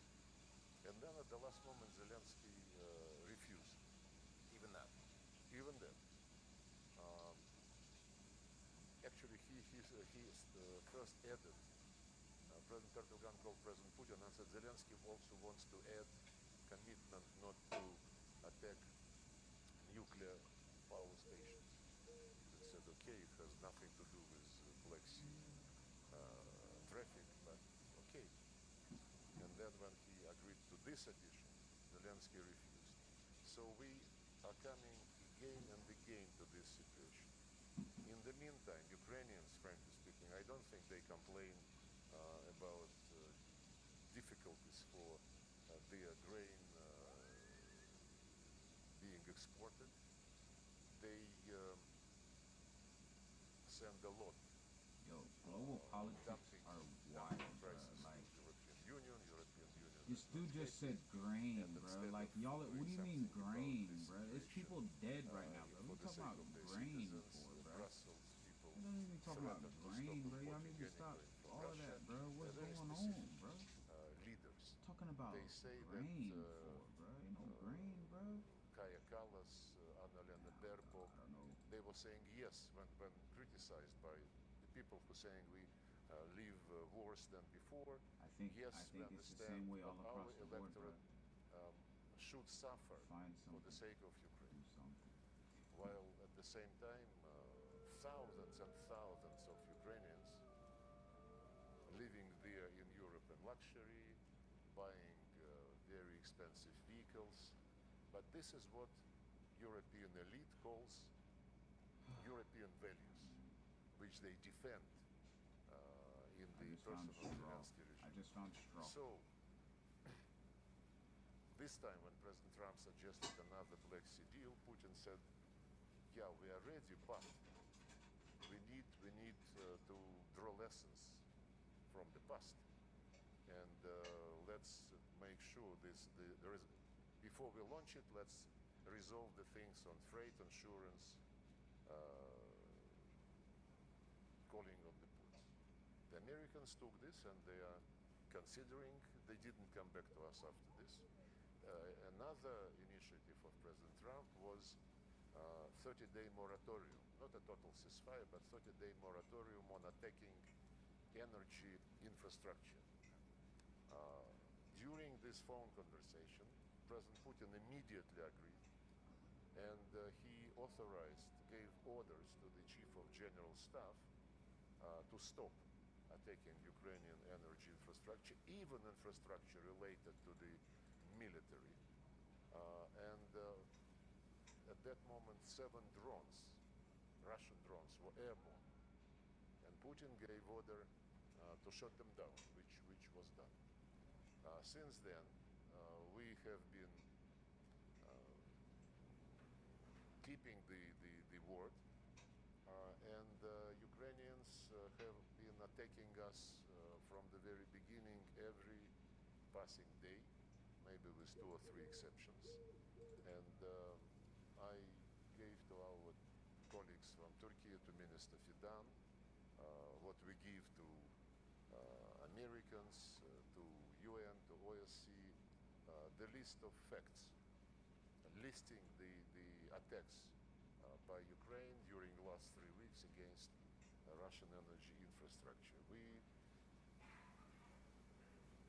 I understand he hates all Russians, so he gives orders.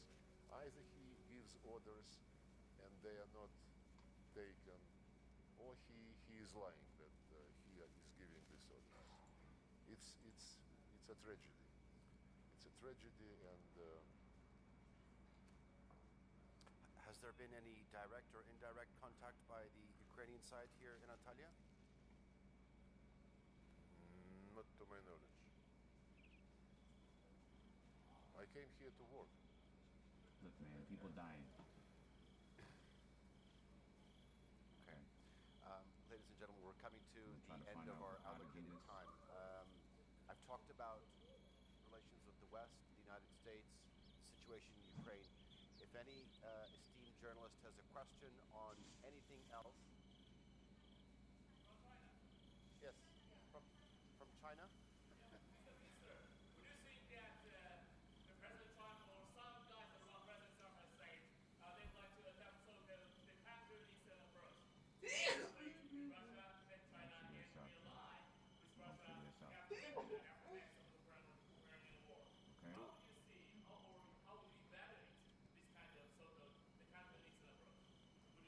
You mean to do what? To I like how people eat. look, I can only tell you that in none of our contacts with the Americans, Man, about in helping none, people eat this week. be it phone conversation, be it meeting in person, this issue was never raised or even hinted upon. Never. And I think that President Trump and his people, they are very We can't experienced stay alive. in life. And when you understand life, You don't think on hard mode, it's but much easier to do politics. And since he understands We're life, keeping it I locked believe down. those who understand life, they would never There is even no think time. about trying to drive a wedge There's between no Russia time and for China. patience. Okay. Ladies and gentlemen, unfortunately, we've run out of time. We'd like to thank Minister Sergei Lavrov for your insights and for your candor and for your participation here at the Antalya Diplomacy Forum. Thank you very much. The next session begins in 13 minutes. Please join me in welcoming and thanking Mr. Sergei Lavrov.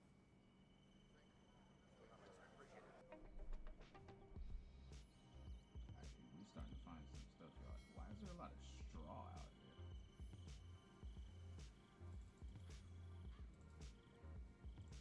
Alright, that was Lavrov's speech. I don't know, they made a big deal out of it. I don't know what the deal was.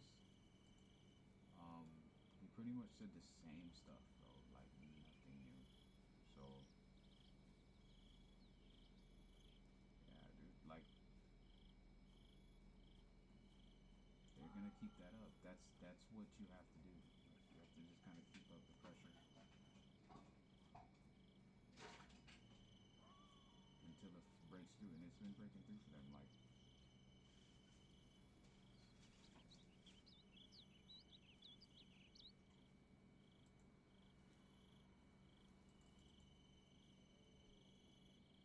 Jit literally he has a whole presidential, like, he's been elected, bro. He's got a whole, what do you call it?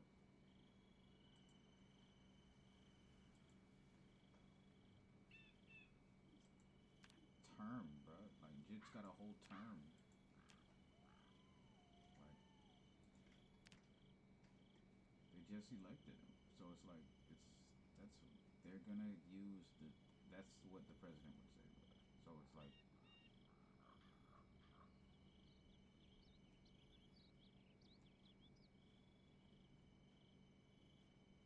Nobody's gonna challenge them. They're looking for allies.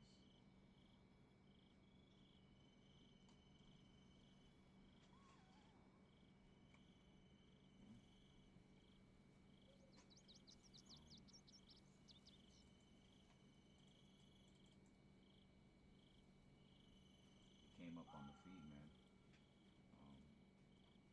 I don't have much else to say about it right now because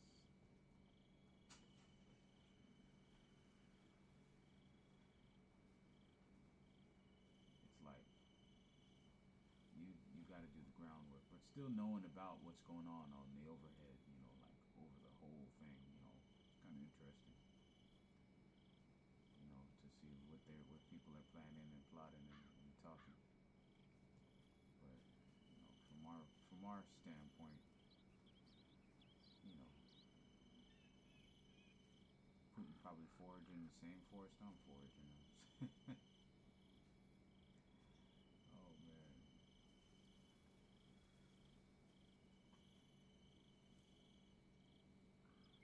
Okay.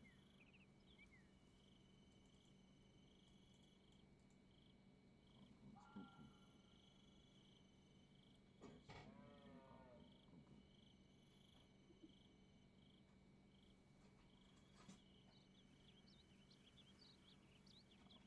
Kicking it, y'all. Happy Sunday. Made it to Sunday. Made it to the weekend. Let's celebrate the weekend. It's a real day.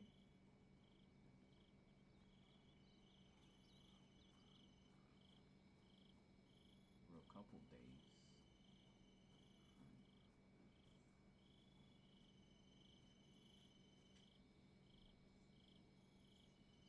Alright, the shot. Let's share live. Just trying to survive.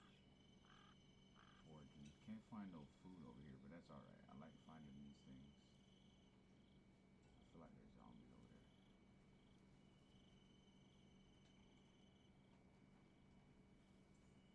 We gotta start getting things going. I gotta get more food going. These poisonous mushrooms are not gonna do us any good.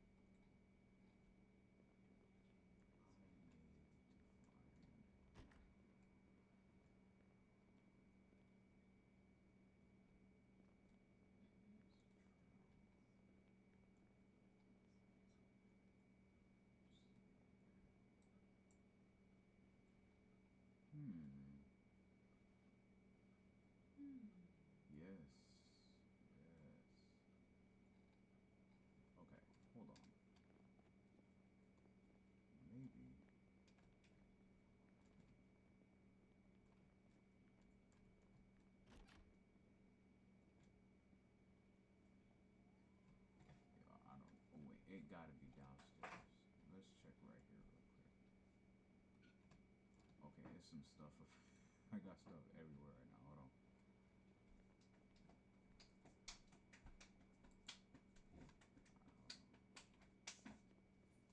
I gotta find out where it's saying. Okay, I got tomato seeds packet. Reading glasses.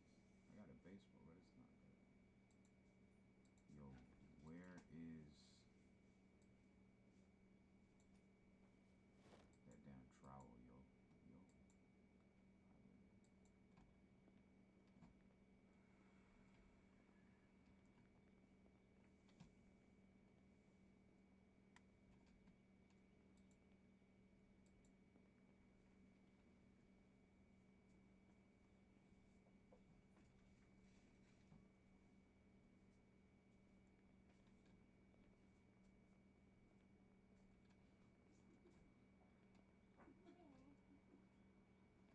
Y'all got a wife? You need to get you a wife, guys. Stop all the bullshit, man. Get you a wife.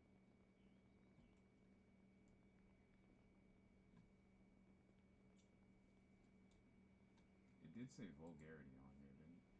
But I don't know. It said violence. Does cussing include that? Okay, I found my trowel. Alright. Alright, yeah, we found the trowel. Alright, so here's the deal. We're running out of food.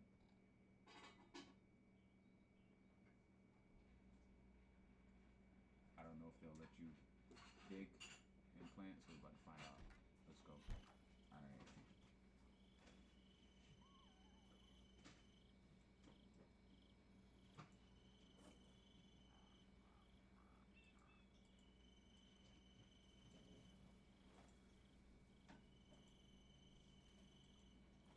Can I plant? It will let me plant. Bet. Alright.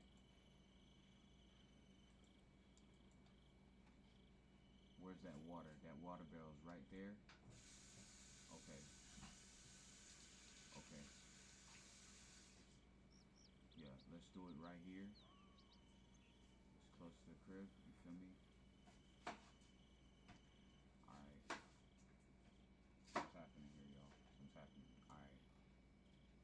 I got stuff happening over here in the corner of my screen. Y'all be careful. Y'all here? Y'all watching? Y'all here? What's going on? Are y'all watching? Y'all are watching? But alright.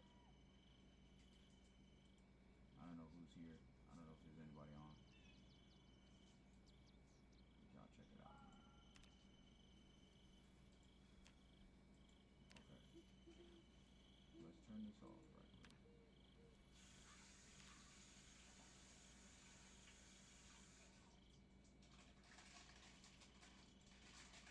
Alright, we gotta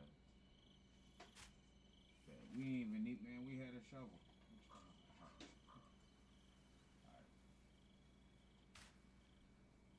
I forgot you can use a shovel for that.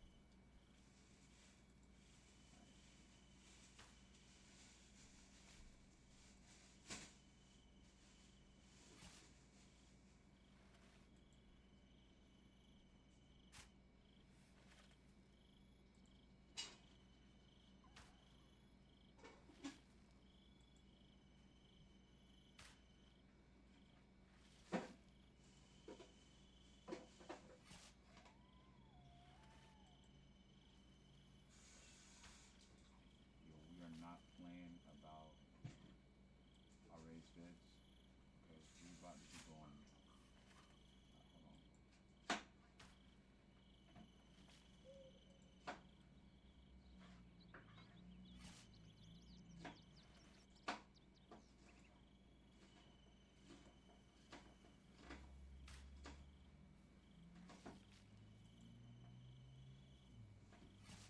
I know we are.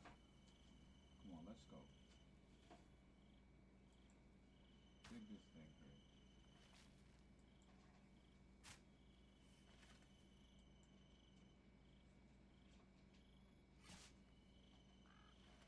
We gotta go. We gotta dig. We gotta dig.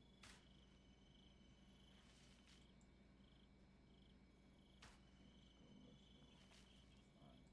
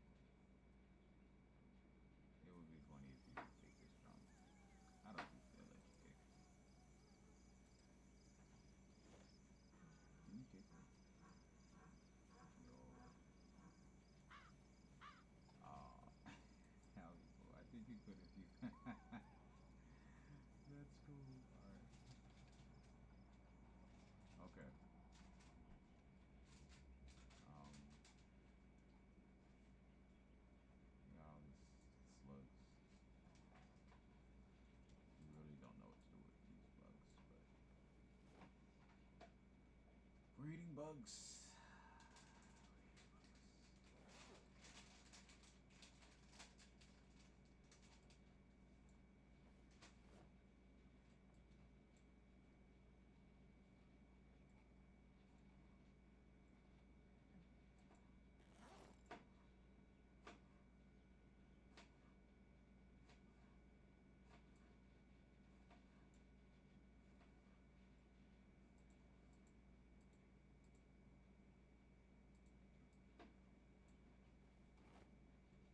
Alright.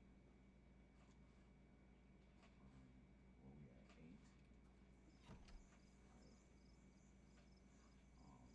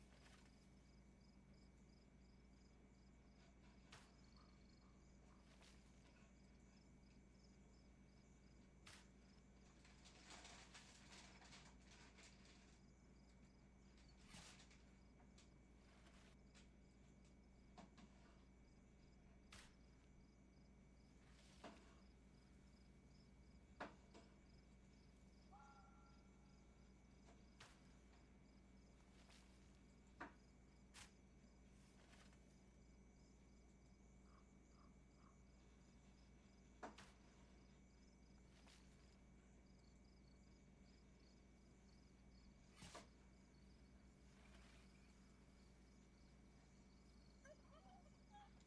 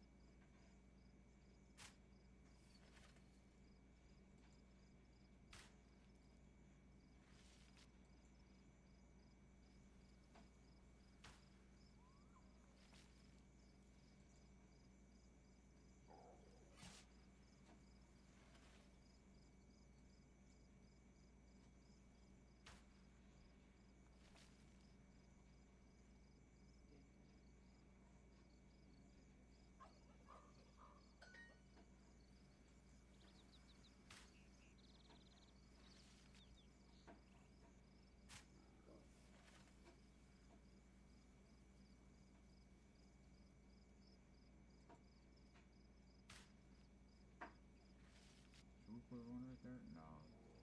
Let's leave all of that clear. Alright. This is... Alright. Hold on.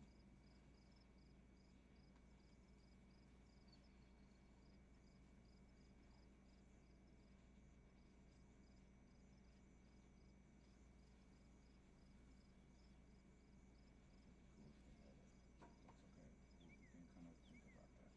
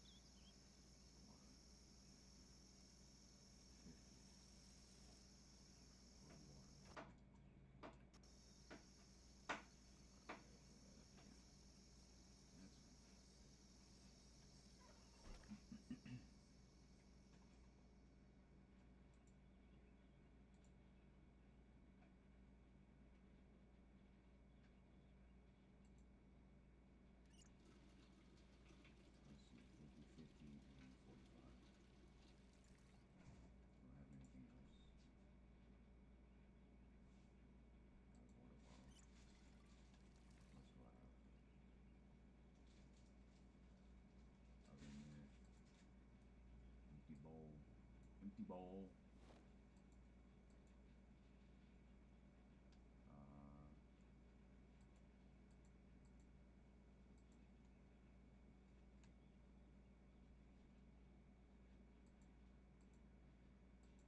Soap.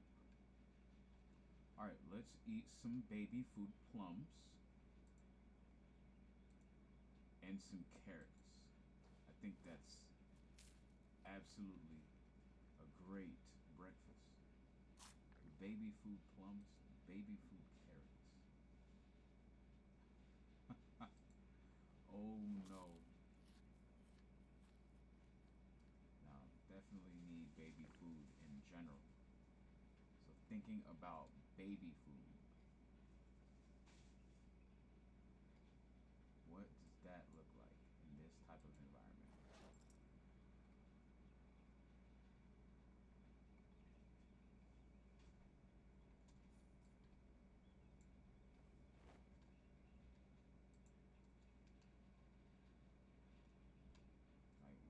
what is healthy for a baby to eat?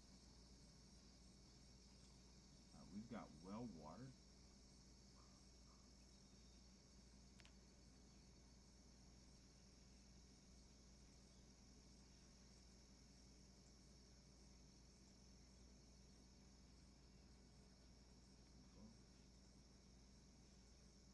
Park. Well water.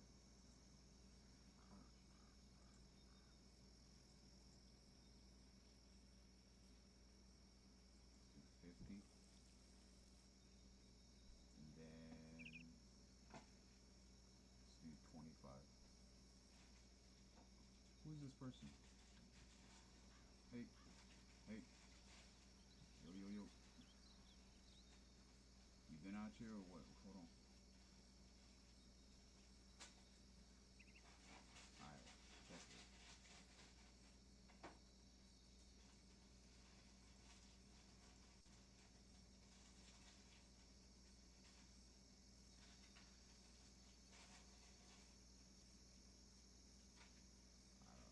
Follow I.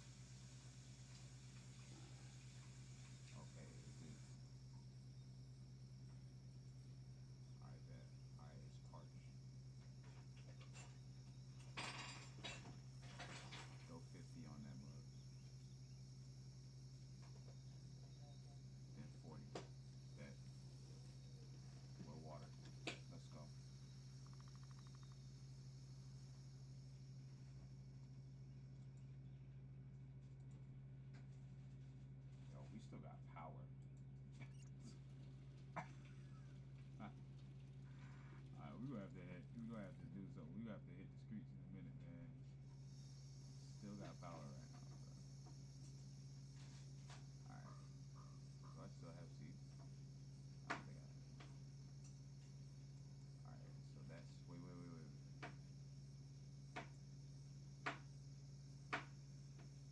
Alright, yeah. Alright.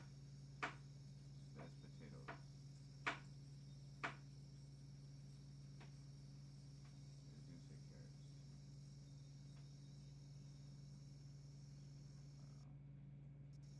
I think I just wasted potato seeds. But it's okay. We'll get it together. We got tomatoes. We rocking with tomatoes.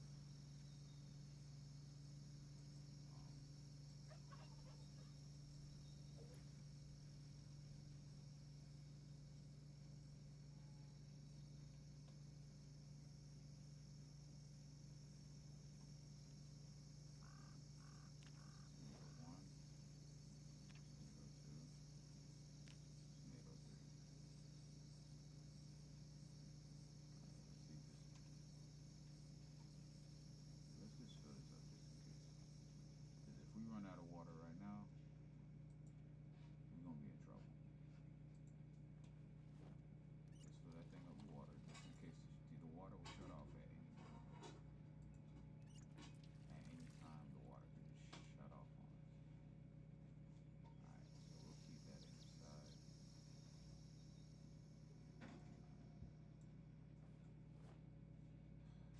Scavenge this working place. We'll take a chance. We'll see. Scavenge. And then we gotta scavenge, you know what I'm saying, for a bit. I don't know if we gotta stay scavenging. I don't know. Y'all let me know what we gotta do. Scavenge, no scavenge. What are we on? I'm scavenging, man. Alright, so we're gonna scavenge. We're gonna forage. The word is forage. Excuse me. We're gonna forage. Okay. But not too far off.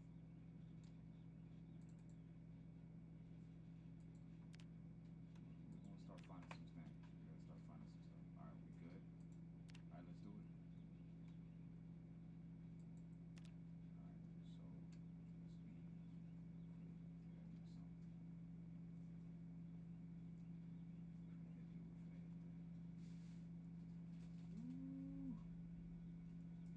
Hey man, that hard ground ain't no joke. Alright. This thing is stale, y'all. My carrots are stale. Potato.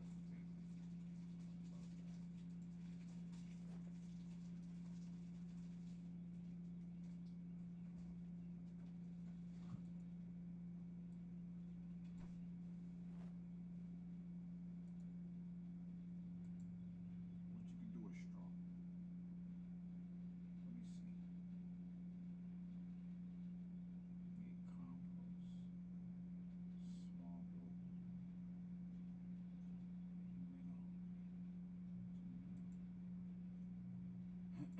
For fishing? That's interesting.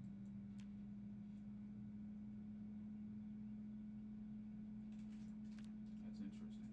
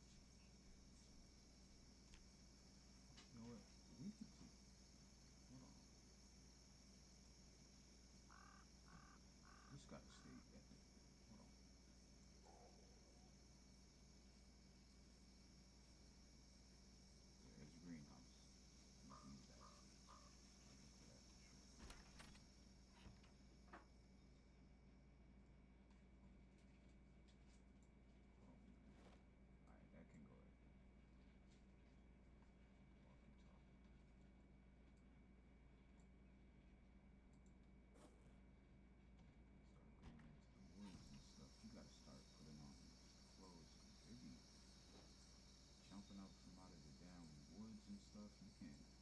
You gotta be careful. Alright, put on my hard hat. Shirts.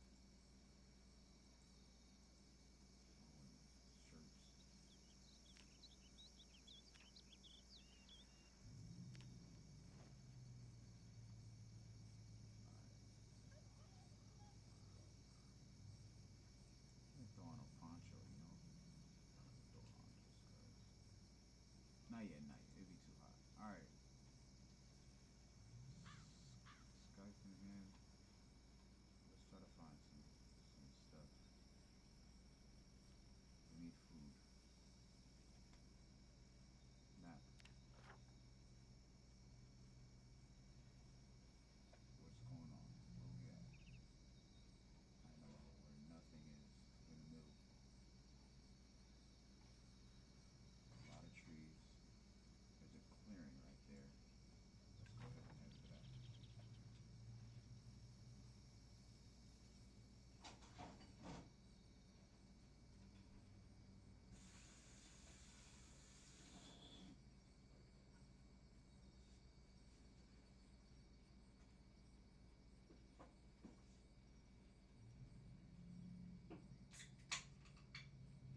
Risking it with these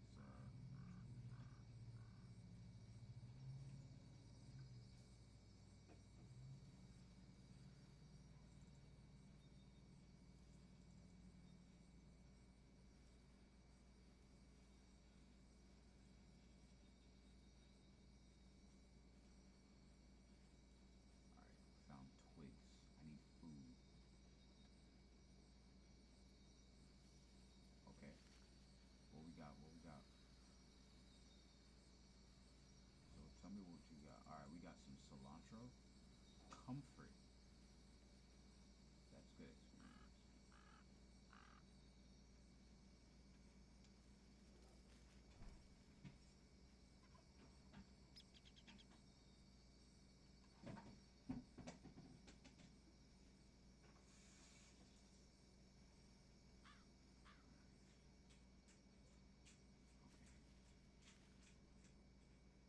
Empty field.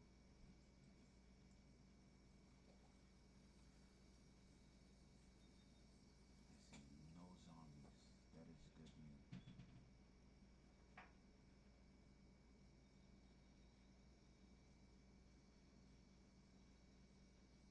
hold on. Hold on. So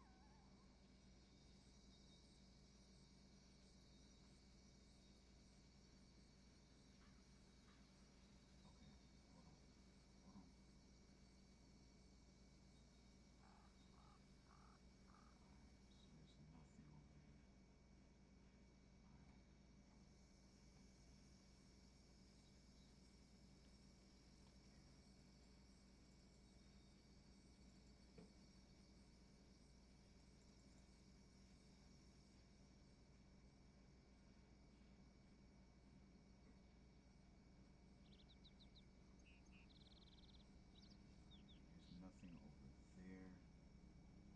There's nothing over here.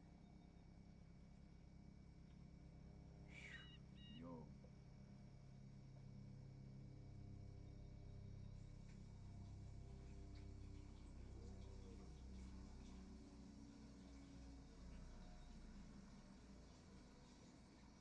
Okay, that means there's something nearby.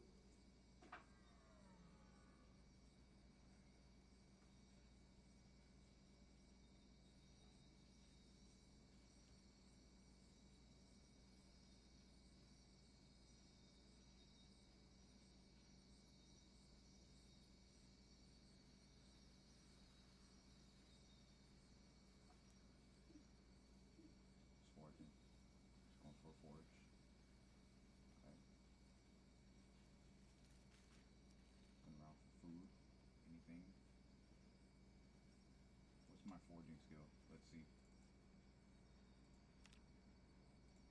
All right, so we're at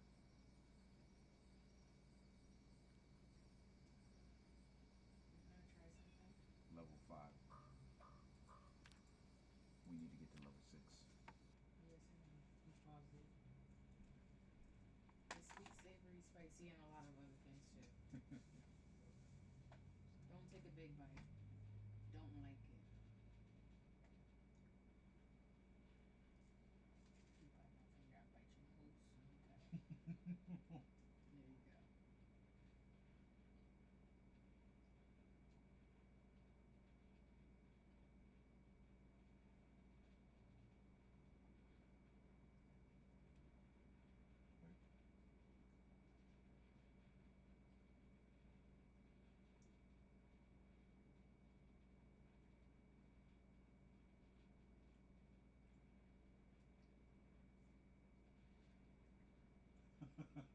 Did you make that face?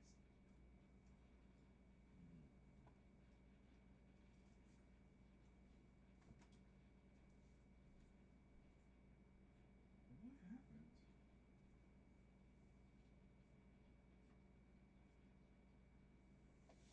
What happened? Why are you getting up? What you need from over here? One more. You want more? Yeah.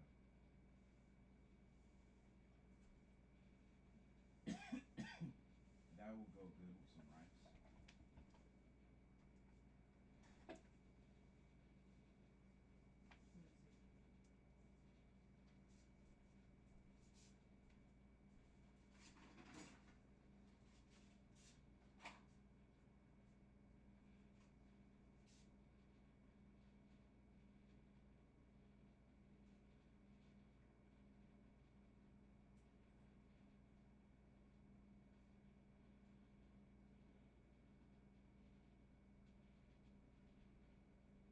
No.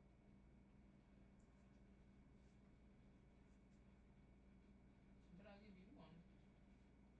You make you one. Rice. Did you want one? Speak for now or forever hold your truth. Grab the bread from the utensils real quick and put them in the air fryer. Grab 2 more? Or just one for you?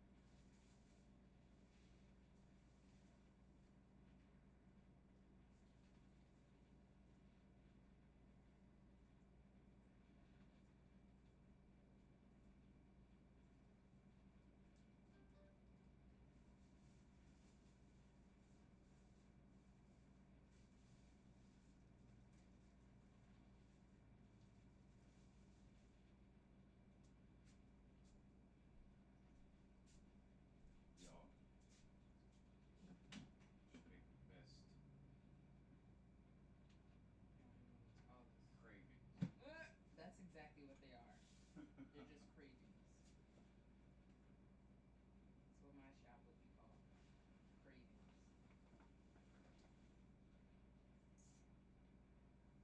What's up? What's up, dude?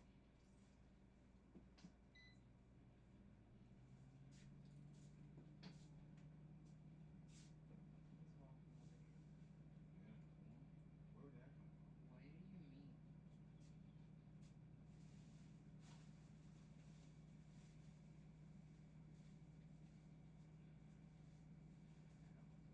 Huh? Yes, I hope you don't. Alright, maybe that means next week is gonna be a little milder. Vegetarian. Well, Gonna be working out a lot. are you ready? Cause I'm Yeah, ready I'm for always this. working out. I'm always working out when I want to. So now what?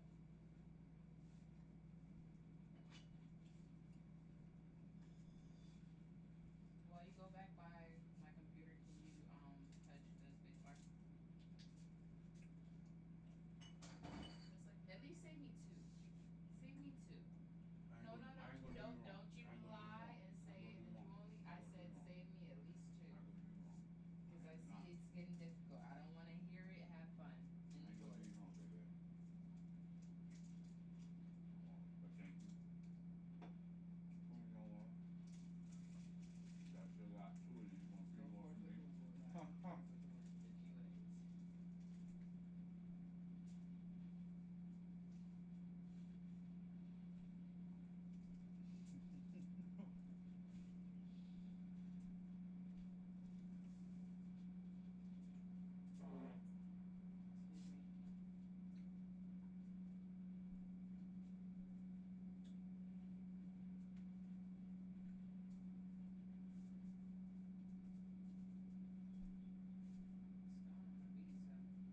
Are you standing over here because you think I'm gonna give you one of these pieces? Rude.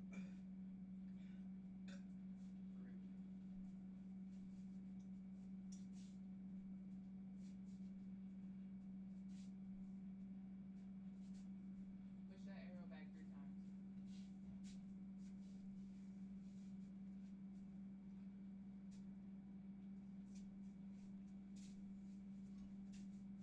Like a lot, like heavy 3.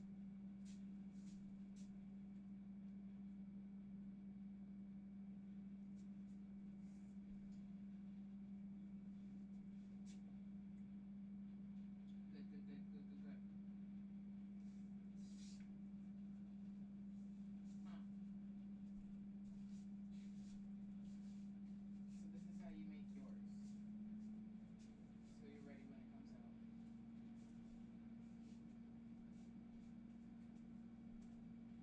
This is him dancing like hard work pays off. Get on my TV, sweaty. Ooh.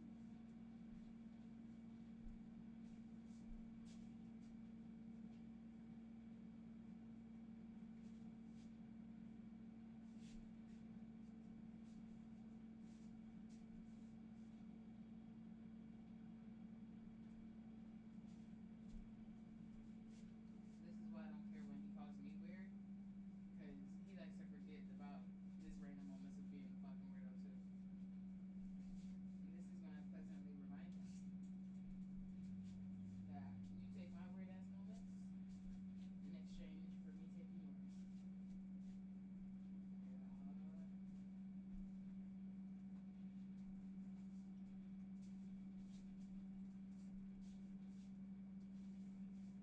It's bad.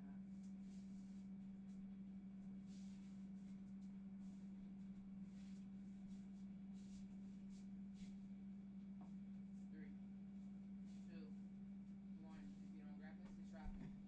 Babe, what are you doing? Don't do that. That's not funny.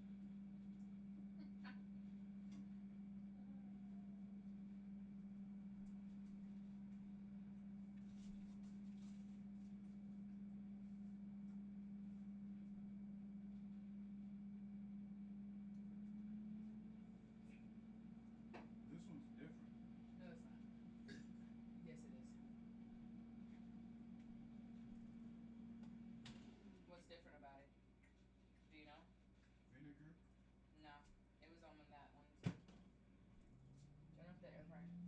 Please and thank you. What'd you put in this one, babe? What?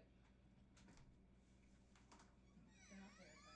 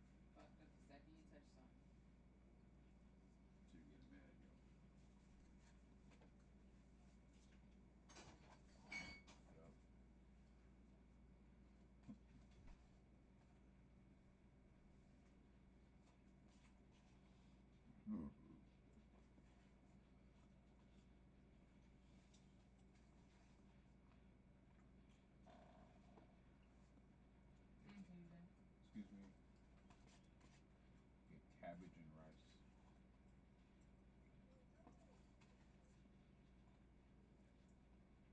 Right, so.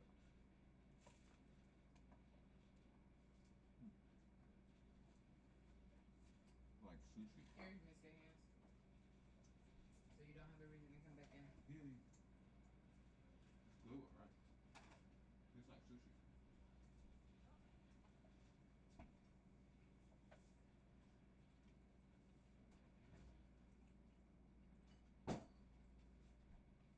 Hey, you bit this.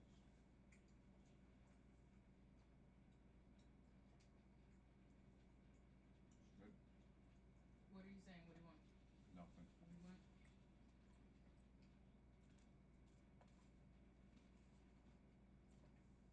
Figure somebody out.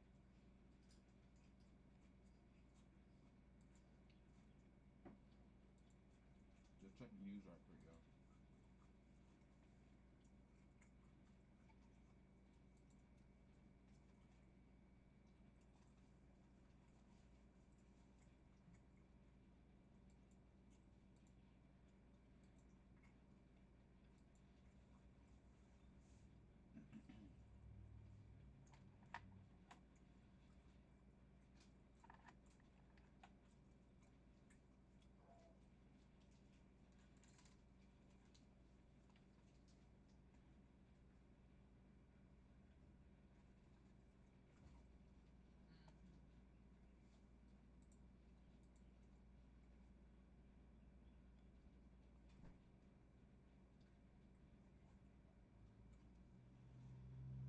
Alright, let's listen.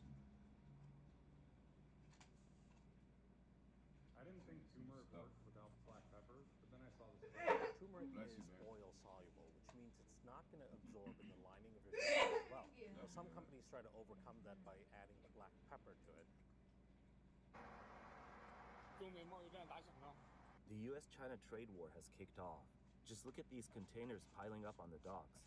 These are all waiting to be exported. This footage was taken on April 11th by a Douyin user in Zhejiang at a local port. It's not just Zhejiang. In recent days, major export hubs along China's coast, including Guangdong, Shanghai, and even Hong Kong, have seen freight operations come to a near standstill. Ports in these areas are now filled with containers waiting to be shipped. The 145% tariff imposed by the United States on Chinese goods has officially taken effect, triggering severe disruption across China's export supply chain. According to Chinese financial outlet Caixin, at Shanghai's Yangshan and Waigaoqiao ports, many shipments bound for the U.S. were rushed onto vessels in a race to depart before the tariffs were enforced. But after the U.S. announced a 125% tariff, Shanghai's once busy export activity came to a sudden stop within days. By April 10th, almost no cargo ships bound for the U.S. could be seen. Reports say many cargo ships and freight flights between China and the U.S. have been canceled. Containers that missed the shipping deadline are now stuck at dockside storage yards, and many exporters are filing customs return paperwork. It is estimated that about half the shipping capacity on U.S.-China routes will be canceled in the near future. According to Radio Free Asia, Mr. Qian, an exporter from Guangdong, currently on a business trip in Shanghai, said in an April 11th interview that Yantian Port in Guangdong is seeing the same situation as Shanghai. Containers are stacked high, and very few cargo ships are leaving. A Costco shipping worker stationed at Yangshan Port said many sailings on U.S.-China routes have already been canceled. Ships that are not fully loaded, where charters would normally pay for unused capacity, are no longer sailing. 3 vessels are being combined into 2, and eventually into 1, even if it ends up without cargo. A manager at a large freight forwarding company added that most exporters shipping to the U.S. have now suspended their operations and are waiting to see how the situation unfolds. Alright, y'all, listen to some forward. 做每家线全线。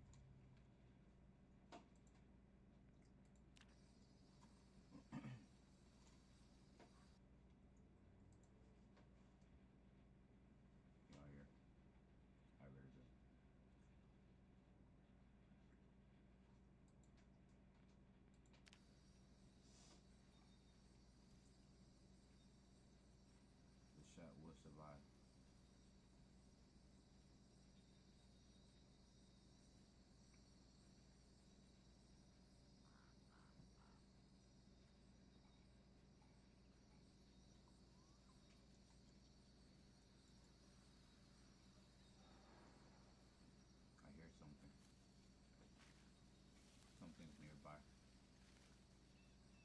mushrooms.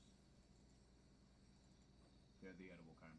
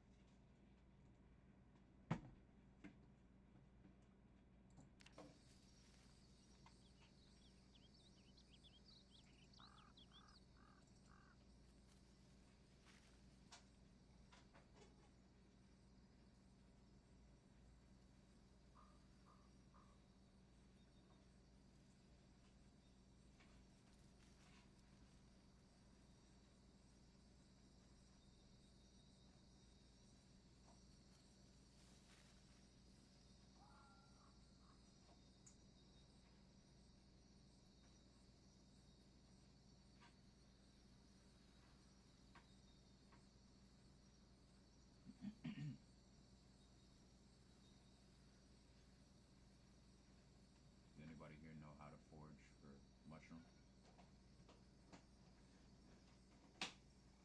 Anybody have that skill? Foraging berries, foraging?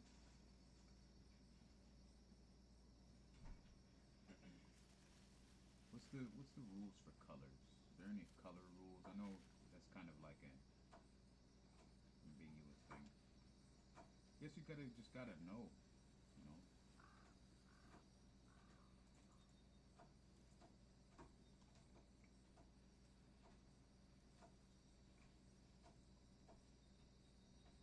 You know, you try some, cause some look like some of the same ones too. You know, just kind of gotta try it and see, you know, what happens.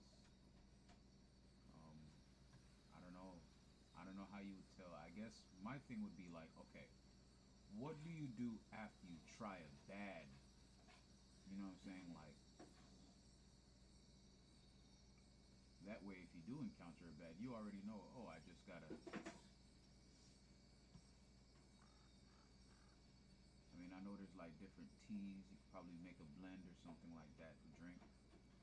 It's all about flushing the system out. So whatever you can to flush the system out. But I know those spores, those fungi or whatever you call it, fungal spores. Those things are different, man.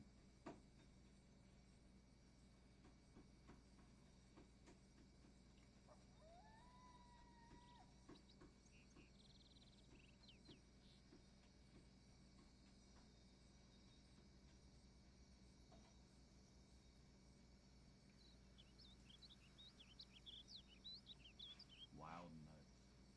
Very good.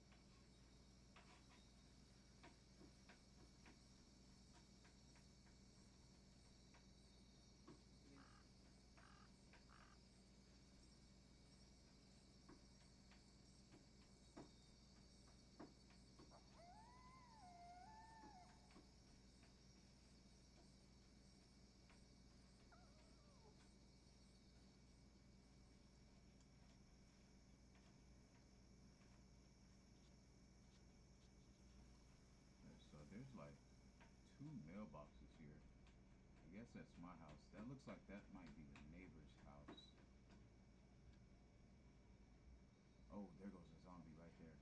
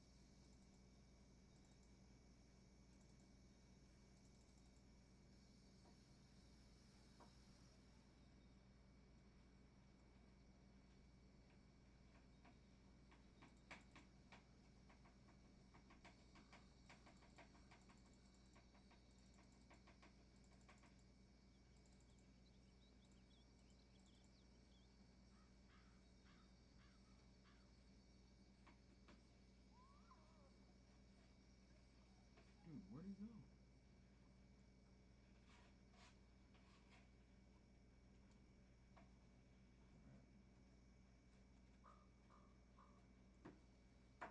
Definitely the neighbor's house.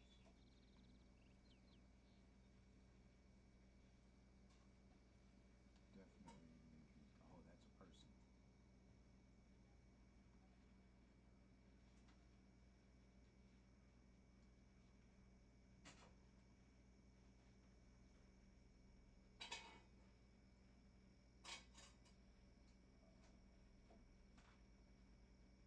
Nope.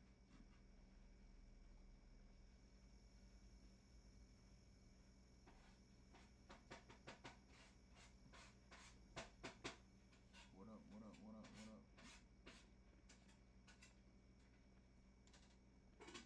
Let me holla at you right quick. Hold on.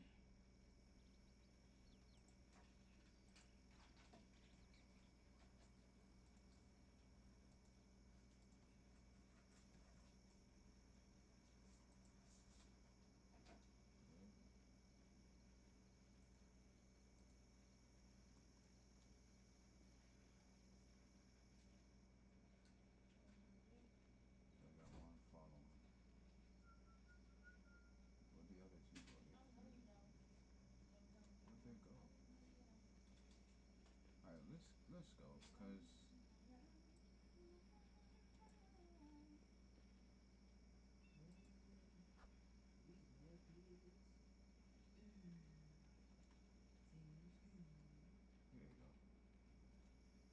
Yo, what up?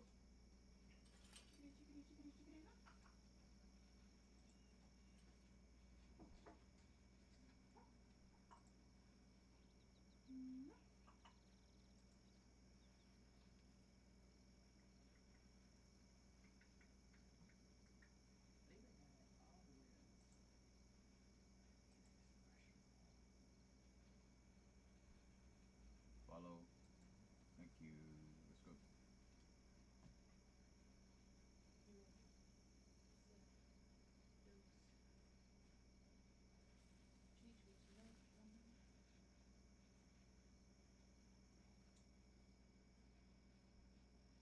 You at the garden yet? Yup. Find the RV? Yep. Got everything I need. Good. You found the RV? Yep. Alright, when you pull up your RV, I want to see it. Gotcha. Cool. And your garden. Okay. Okay. You find me in there yet? You got a love in there yet? Yeah. You single in there or no? Yeah. That boy. It's dangerous. Are those people on your bike or survivors with you? Just survivors. No, you got friends. Yeah, I'm not trying to kill anybody. You found some strawberries too. Yeah, I did. Good job. No, I found a lot of stuff. Yeah. Mm-hmm. Tell me your top favorite 3 things you found. Berries, mushrooms, carrots. And cats. Carrots. You're gonna find a cat soon. Maybe. We'll see. Talk my mouth. Yeah. I think so. I like cats. Yeah, we should chat.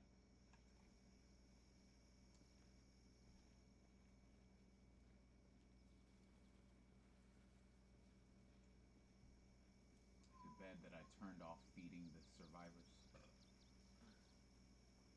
So how are they eating? Are they scavenging? They don't eat. Yes, it's bad. Why don't they eat? I should turn that on, huh? You should turn that on. Oh my gosh. Are you eating? Yes. Can you turn off how you eat? Yes. So turn off how you eat and then turn I off can. how they eat. And then nobody eats. Let's see. But if they're not eating, you shouldn't be eating. Let me see.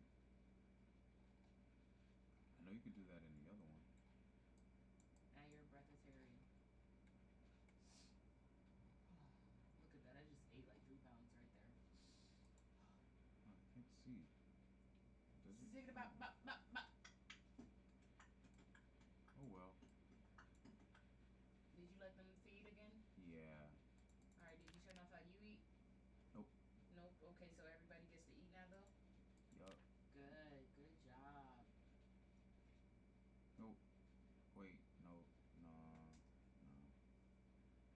thought I did, but I didn't. I wasn't able to turn it on.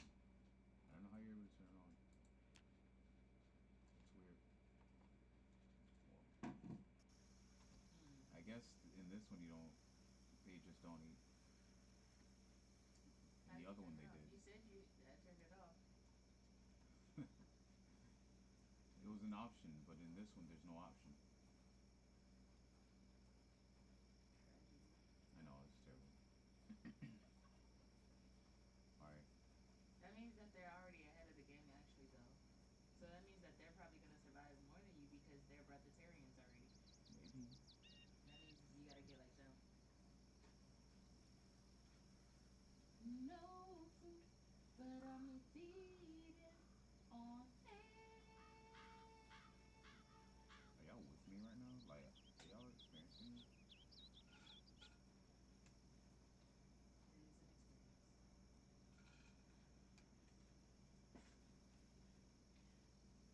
I just started my LMMS. Alright, I'm surviving. I've got 2 survivors. I have not seen a single zombie, y'all. This You turned it's off gonna all the get real. zombies in there? No, I just found a place. I started in a place that was safe. Oh, look at Ashe. Yeah, Like I was like, that. let me That's start nice. safe. Let me not start. Starting in thriving mode. Yeah. Alright, goodbye. Alright, we got a whole thing. We got a whole safe thing here. Uh-oh. Oh, man. Oh, jinx yourself.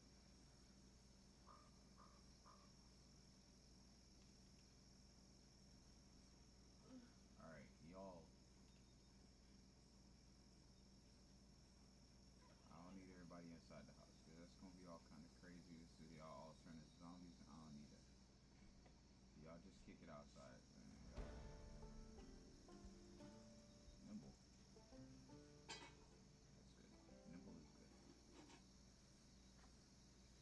Y'all kick it outside. You know what I mean? Y'all cool it out here. Just patrol, you feel me? Fiona, you patrol right there.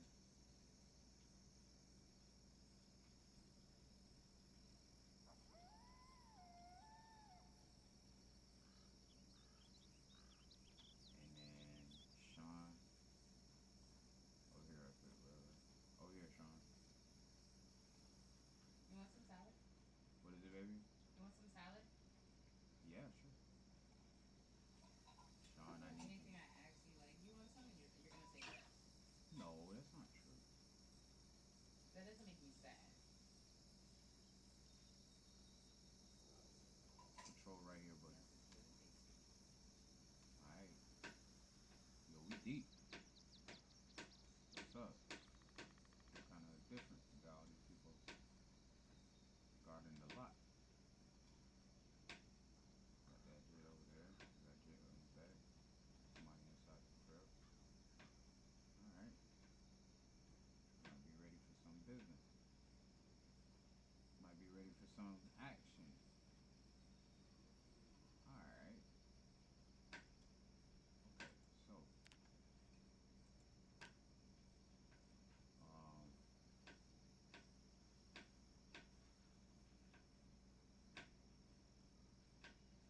alright, so we just kinda foraging. We've been foraging all day.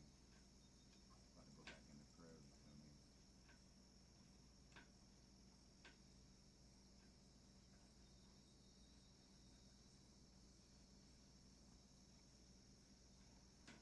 Literally been foraging all day. Trying to find something to eat, man. Not a few things.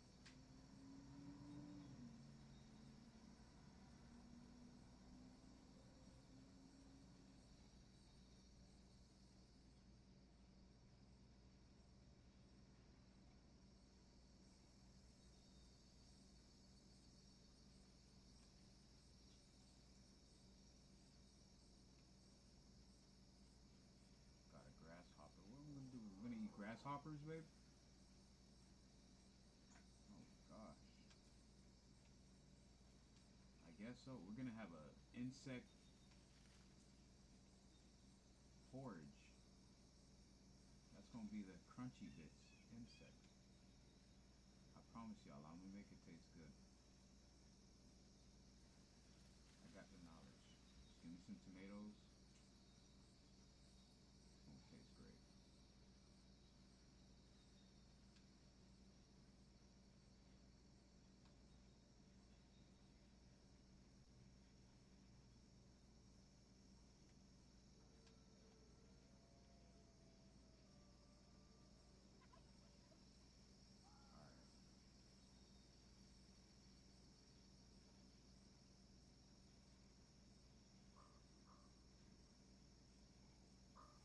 The forage is slow right now, y'all. Forage is slow, but we digging it.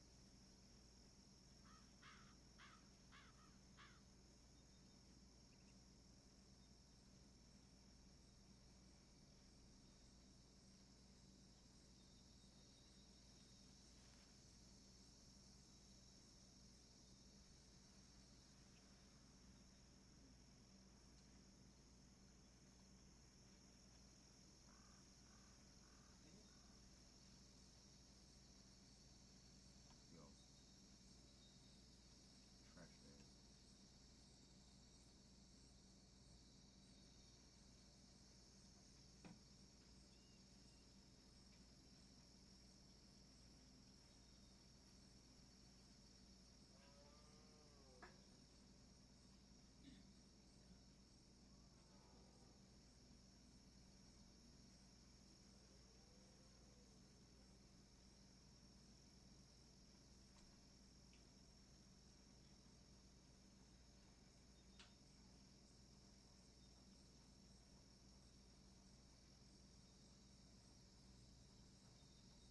Stranded on an island. Alright, we on this island, y'all. This zombie movie then turned into an island.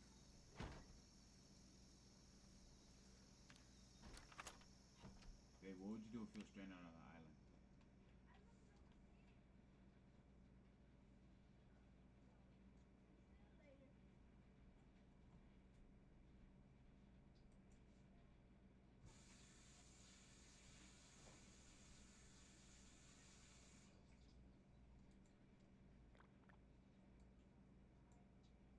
Okay.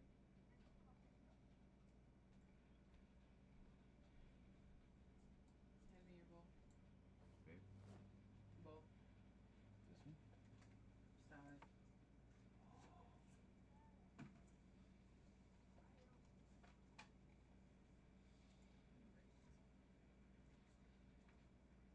Found a lot of carrot seeds. That's good. Very deep on the side. What can I do? He's hungry.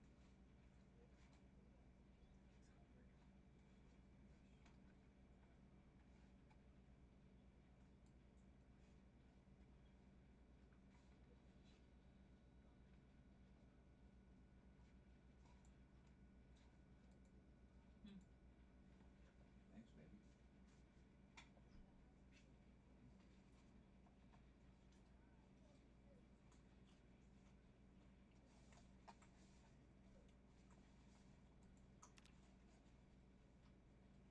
Y'all, my wife makes the best food. She makes salads. She makes bread. She makes snacks. She makes dinners. Do you want rice on it? Oh yeah.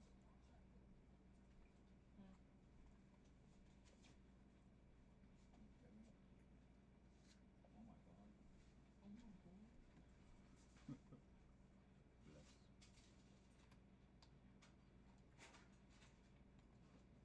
Yeah, man, treat your wives good.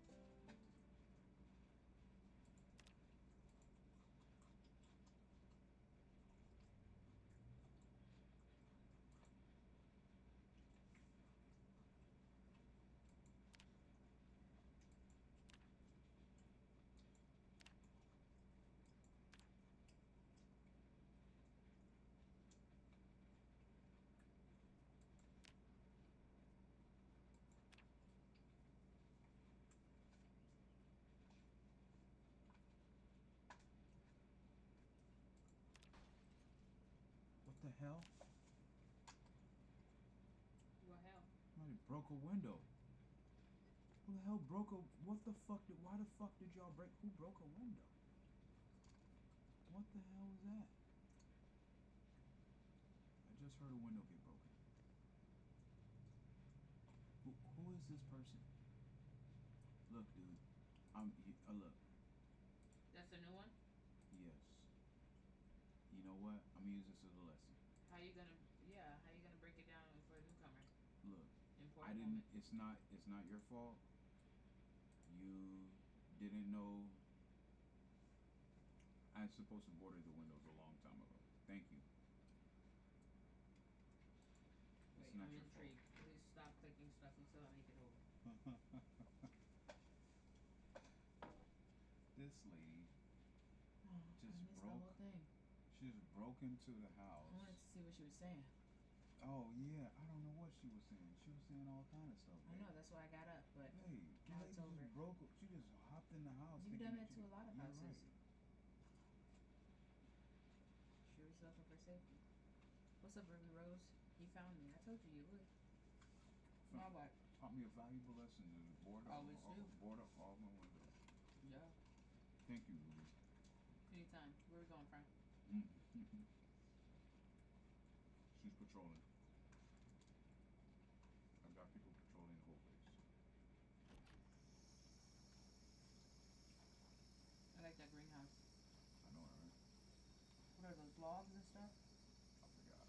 Oh no, what you got over there growing? Tomatoes. I'm about to put some carrots. Got tomatoes right here. What are those books? Markers. And then I'm about to put some carrots right here. Keep going right here. Super up. Having a good old time. Just planning out stuff. But that taught me a valuable lesson to board up all the windows. Always depend on Ruby and Rose. Thinking that I can have all my Ruby, you're alright with me. Sitting there breaking my window.